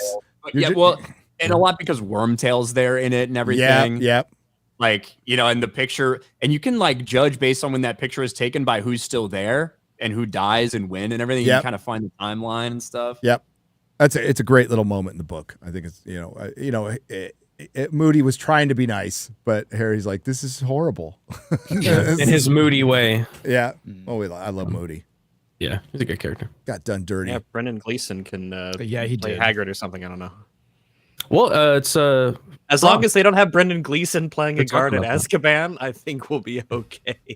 Was it Nick Frost? Is that his name? Nick Frost from. Yeah. I think that's a I think that's a solid great. That's a really great good. casting That's one. great casting. It is.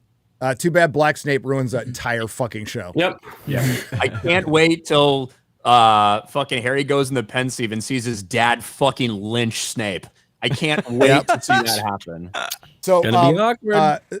that guy has not signed on the dotted line yet. The only two actors we know for sure are John Lithgow and Nick Frost. That's it. And the other Which are one, both pretty solid. which are good, but those are the ones who have signed on the dotted line. Even with McGonagall, it's just right now it's in negotiations. So I hope that even if I hope that Papa Sidu rejects it and says no. But at the same time, that's a difficult thing for someone to do, especially someone who's not some big time person. Yeah, like a fucking guaranteed job for the next 10 years of your fucking life, probably pretty well compensated, like all of this shit. I don't blame him.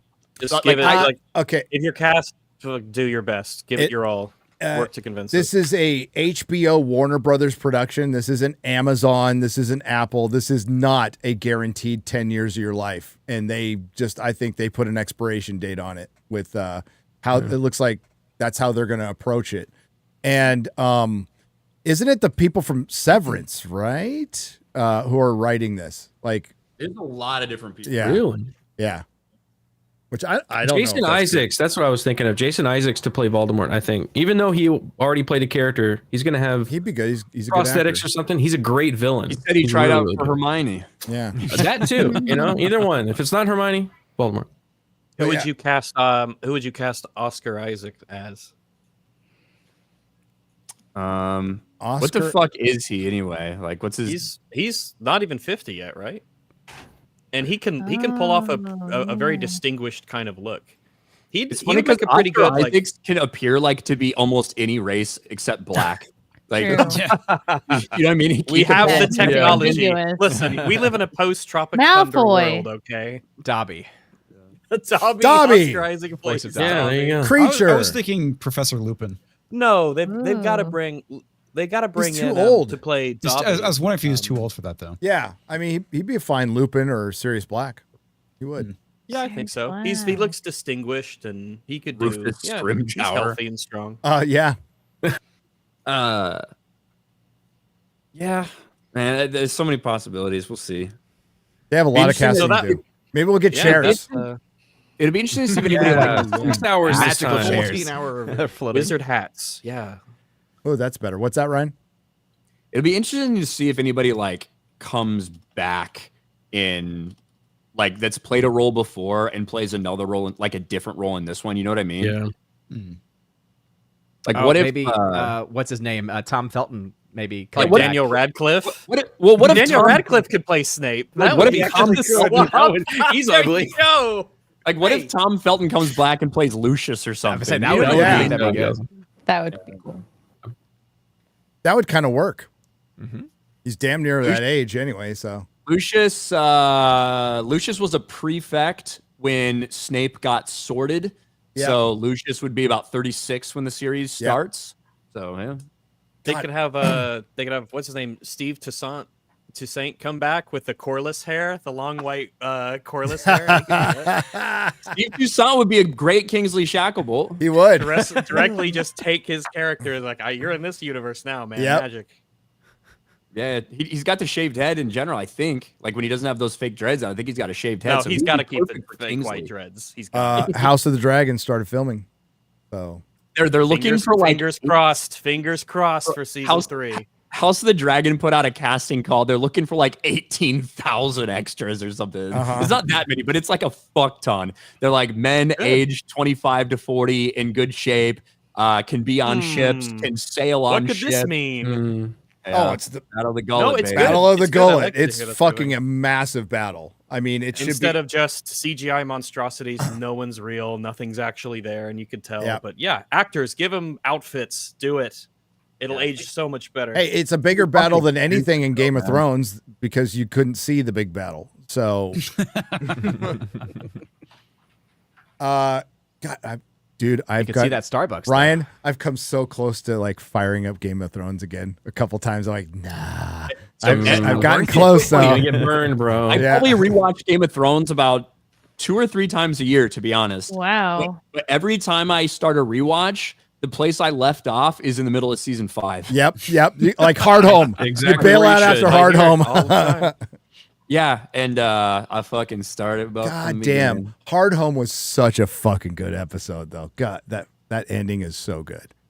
It's been a long time since about 2 years ago, I was like, I'm finally gonna rewatch this whole thing, and it's like season 6 is very chaotic because it's like there's some cool shit and there's some what the fuck is this in season 6, and I don't know, season 7 and 8 Season are 7 obviously are trash. Garrett Wilson for $10 says, Mr. Gary, looking forward to reading your inspirational story. Can someone please give my thanks to Mr. Mahler? Wow, we don't call him Mr. Fuck that guy, Mahler. It was his Mr. videos that Mahler. led me to you guys. Thanks, Mr. Mahler. Thank you. Good job. Thanks, Mr. Mahler. Thanks, Rags, too. Yeah, you bet.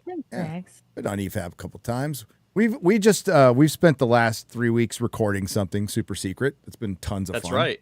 That's right. It has Ooh. been a lot of fun. Yep. That will you guys will see it one day. Ominous. Is it kind of like Winds of Winter? Well, no, we actually did it. Oh, this These will are come done. out. Oh, Or okay. Gary's Picard review. Yeah, it's But Mahler, well, for one, they take some editing, and then Mahler wants to sprinkle them out. But it's it's the comedy arc. It's like the EFAP comedy arc, and we just go. We cover some movies that you may think are funny. Diego Salazar for 1,000 Martian pesos. Thank you. Frollo singing Hellfire in The Hunchback of Notre Dame. That is one of the most underrated Disney movies, Notre Dame, along it is badass. with Treasure Planet. Treasure Planet's good. I like Treasure Planet. Treasure Planet's Yeah. incredible. Yeah, Yeah, I it's like really It Treasure is Planet. literally the only movie animated in that style throughout. It is one of a kind, and it's excellent. Great songs. Mea Great culpa. Atlantis as well as an underrated one that we don't think about a lot. It is underrated, which shocked me to hear that is underrated, but it's Yeah. really good, but it is underrated. I think it's just because it's kind of weird compared to a lot of the other ones in terms Yeah. it's got great animation with like the sharp lines, but it's kind of a weird movie, I guess, as an animated story. I think it but flopped. It is super solid. It was. I think it flopped hard, yeah. Because they basically abandoned it. It was like the last of their Toy Story came out, 2D and they were like, animations. whoa. Yeah. They were This just like, 3D. oh, well, this film's coming out. Good luck. And Yeah. it was like, Mr. Feelgood for $20 says, Rags, I've been watching through EFAP recently, and apparently you guys are right-wing pipeline. Wow. I've Yes. gone from That's watching. what we've been told. Yeah. Well, you are, so welcome to it. Well, you know what? Here you are. So Here we not are. bad. There you go. We're it's people call us all sorts of things. It's kind of crazy. I've been called simultaneously a fascist and a libertarian on the exact same day by different people. So I don't know, man. But hey, they called you something. There They you go. called me something. That's There right. you They're go. talking. Range. But They're you have talking. heard of me. I've gone from watching Louder with Crowder to Normal World to Nerdrotic to Critical Drinker to EFAP. So does that also make you a left-wing pipeline? I think we're just That's the opposite. I think we're just a you're moving pipeline, to be down. honest with you. If you're coming from Crowder, you're almost certainly moving to the left. So Yeah, we popped you right out of there. Yep. It's a pipeline. Yeah. You can fill we're in the fair and rest. balanced. UK Outlaw. Well, because you have a samurai sword for 10 British pounds. Rags. Or a spoon. Ah, Fucking is so retarded. Disparu, we got to work on your visa or something. Now, I have a question about the samurai sword. Just because are the double-edged swords already banned, or are they fine now? Like why do they think katanas are that more deadly? No. than their other You swords? can have like a claymore. That's fine. But you could have loads of kind of dangerous swords, just not a samurai sword. The government literally have an because idea. cultural appropriation. That's why it's illegal. Stop the Asian hate. They think people go around stabbing people with swords because they look cool. I'm not making that up. They've said it. That's why they banned Just to be clear, zombie they're knives. right. They do look fucking cool. So all of your maul dagger stuff that you like take the piss out of, they think they're the most dangerous ones because they're cool. because they're spiky. Oh no, those ones are silly. That's why Those ones- nunchucks are spikes. banned, because they think it's cool and people use them, even though they're one of the most useless weapons you can get. But nunchucks bad, even though Meanwhile, baseball, that's I think they're just retarded. paranoid. They're like, well, I've never seen a ninja. They must be everywhere. It's weird hearing this stuff from other people. Hey, you got to go to the inner Sitting city. here- I'm sitting here with a Glock next to me and AKs in the closet and stuff, and I'm like, oh no, a sword. No, Yeah. Oh, that's terrible. Exactly. Oh no. Oh no. I did get a. I will say I did get a land graph from Albion. I did get one of those, and it's fucking nice. awesome. It is a nice fucking sword. I need to get a scabbard made for it, but that is slick. It was worth a lot, but fuck Yeah. me, it is excellent. gorgeous. That thing came sharp and looks great. So highly recommend. Every man should have a sword. Every This man is- should have a sword. Yes. I have a agree. bunch of swords. Yeah. Take them out of my cold, dead hands, UK. Well, my favorite thing is I can have a chainsaw. A chainsaw is fine, but I can't have a samurai sword because that's too dangerous. Wow. It's hard. Well, the it's logic hard is you to can like. hear a chainsaw coming. You can't hear. Yeah, samurai. Yeah, it's hard to Ninjas. sneak up on somebody with a It's- chainsaw that's as a what I mean. stealth weapon. You It's know? the stealthy ninjas. They just think that ninjas are all over the place on every roof. But whenever they look, they're not there. What do you think? That's because they're yeah. ninjas. They're so good. Do you think the ninjas are just going to give up their swords? You know, You're gonna have to they're going to find go them after the registered fucking ninja swords first. The ninjas are not going to give up their swords. Yeah, That's the all the dumbest ninjas in thing. the guild. I mean, these laws, they're like, oh, criminals are doing bad things with katanas. That means we need to make them illegal because let's criminals will criminalize obey that law, civilians won't now. they? You freaking Oh yeah. We're going to reach a point where they ban rum because pirates drink rum and they're bad. Well, I mean, we're didn't gonna they be like anything ban that's steak like- knives in your country at this point? You can have a steak knife. I have seen that there is a picture of the police going, look at all the weapons that we confiscated from London, and there is a spoon in there. Yeah, remember there being a spoon. You know what's funny Legitimately a is picture. I see To be clear, Right. But I'd be like- it was a tactical spoon. I see all the weapons you Listen. recover, and those all look like the shanks that are recovered in American prisons. So In, Yeah, in there's lots defense of of them the that are just police, covered They're in Alan prison. Rick, if they took that spoon True. from Alan Rickman's place, then that it would be a deadly weapon. Okay. So I'm assuming there's going to be some exceptions in the law for like martial art practice or something like Or that. sporks. Yeah. Those are the most dangerous. you know Oh, what? on It's the incoming. UK apparently has no fucking problem, Shad. found They the need to actual worry tweet. about fucking samurai swords and nothing else. Nothing else. That's not the because it's the samurai swords that are the problem, Gary. You remove those, and that'll just stop, the violent attacks. Definitely. Like the tweet that I put in the private chat, there was literally a spoon I love in that that. picture. It's an old spoon too. Share it, Garrett. Yeah, it's a We'll do a rusty couple more, and then spoon. we got to head The- over to Rumble. the most Oh my dangerous. It So, is the rusty so spoon. UK Outlaw for $10, by the way, says, Rags, what a legend. Good to see you here. Ah, hello. Thank you very much. It's good to be That here. looks like my fucking kitchen. Yeah, I know. They were just Yeah. like the Oh least- my god. Dangerous weapons. It looks like Wow. a Naked Gun joke where it's just a spoon there. Like a Yeah. donut operator, serial killer. One of them is a letter opener. One of them is I think that's a knife vegetable sharpener. It's not too far off from America because Hail donut, that was wild. hail I donut remember- operator. Oh, I remember Worcestershire. That is Britain. That is Britain, yeah. It is. Oh, Like this man. dangerous knife. Man jailed you for need to- carrying a replica sword from Legend of Zelda. Not even a fucking cool sword. Sorry, guys. And it's a letter Video opener. It's a game. letter You opener. take that back. It's No, a no, letter no, no, no, opener. no. You're not allowed to have a fixed blade over, I think it's 3 inches. So I wonder who retarded. made that law. UK, not I size. like how you queen. can tell how deadly it is by the fact that they use a ruler to explain how long Yeah. it is. Yes. To make sure. Whenever I think Australia is getting too far gone, and it is getting real bad, I just look at the UK and I'm like, wow. You have a little Yeah, bit of time. Shad's scrolling through fucking Twitter and Instagram thinking, oh, things are real bad in the UK in the privacy of his own fucking personal concentration camp. I'm not saying Australia's good, This thing- all right? But It I is heard a us, lot of Australia swords. and Canada. We're in competition and we overtake each other at different We are. times. The police who arrested the guy with the master sword, they kind of missed the point. It's not about how long the blade is. It's that when this guy's at full health, he can shoot lightning bolts. That's what you really have to be careful. Yeah. Caught the Ravenclaw for $20 says, hi, y'all. Been watching since 2016. Oh, that's a long time. That was a different era. It was. Tore a muscle in my arm while sparring, but I got some FNT to watch. Yeah, you do. Also, when is Daredevil going to get his iconic logo on his costume? Well, they're putting it on the costume for next season, but it's not like the red costume.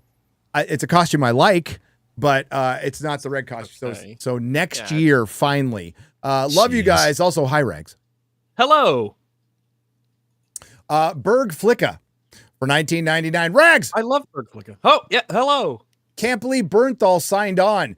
Guess integrity has different definitions. Matt's walk of shame, Kingpin crying like a bitch, and super crap CGI. What's worse, CGI pigeons or much carryover script lines? The CGI pigeons are just sad. That's sad. It's kind of depressing to see CGI pigeons. Like, oh, you couldn't hire a guy to go out to photograph pigeons? Okay. Why are these shows so expensive? The pigeons on the street are free. You can just take them home. I have 406 pigeons in my home. I don't know about John Bernthal. Like, look, what we've seen from Punisher so far was great. A very short scene. Now, is there worries about where his story could go? Yeah. They should be terrified where his story is going to go. They've ruined everyone. Yes, that is but in terms of what we saw out of him, it was really fucking good. Yeah, it was very good scene. With addressing specifically the comment about John Bernthal. So yeah, the one concern, and I asked about this when I was being told about the show, is like the only thing I want to fucking know is, does he have the proper Punisher skull on his fucking chest by the end of the show? And I was told yes. So it's not going to be that gay fucking thing that they look like they ripped off from like, Coppola's Dracula or some shit. Like it looks terrible. They did that in the comics, by the way, because by the way, a lot of people use the Punisher skulls. A lot of gangs, but they did it because military and cops were using it. Yep. That's why they had a problem with it. Not the gangs. No, gangs are fine. They're fine. They're just misunderstood, Gary. Cook Poo for $4.99. Hello, Rags. Cook Poo. Nick Manaseri for $1.99 says, hi, Rags. Zodlander for 50 Swedish krona says, love seeing Rags here. Let's have an Alana Pierce rant, Rags, because I am just some F guy, Rags. What is some F guy? What is some F guy? You know what I'm talking about, Rags? Like an F Rags boy? is gone, it looks like, for the moment. Rags is gone. Oh. He'll have to answer when he comes back. Hail FNT. Rags says Paul Stramby for $4.99. Darth Bender for $5 Australian dollars, Shad dollars. Drunk Rags is the best Rags. Good doggo. All right, we're going to have to wrap up the show there. We'll get the rest on a square up on Monday on Nerdrotic Live and Rumble. We're going to head over to Rumble right now. Thank you to the Modrotics. Thanks to everyone who left a super chat and donation. Thanks very much. What's some F guy? Some F guy? Yeah. Edmund Fitzgerald. Okay. Thank you. Figaro. He got married. That's not what I thought it was going to be, but surprising. Surprising. So thanks, everyone who participated. Thanks to everyone who left a super chat and donation. You help keep the lights on. Much. Thanks to the Modrotics. Thanks to all the lurkers. We will see you next week with Chris Gore. Chris Gore. Nice. Christopher Gore. Chris Gore. Holy shit. Frank Gore. And if you want to hang out some more, we're over at Rumble right now. Ciao. Yeah. Bye. Goodbye, Chris everyone. has a brother See you named later. Nicholas Gore. Yeah, Nicholas Gore super chats.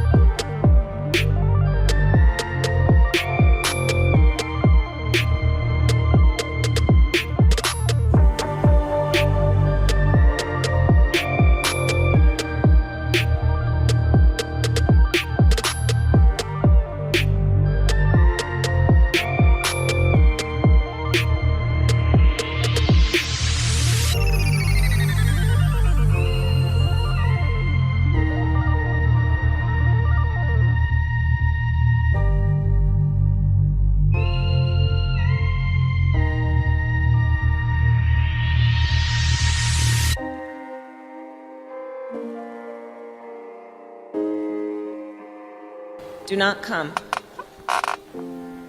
Do not come. I'm gonna come.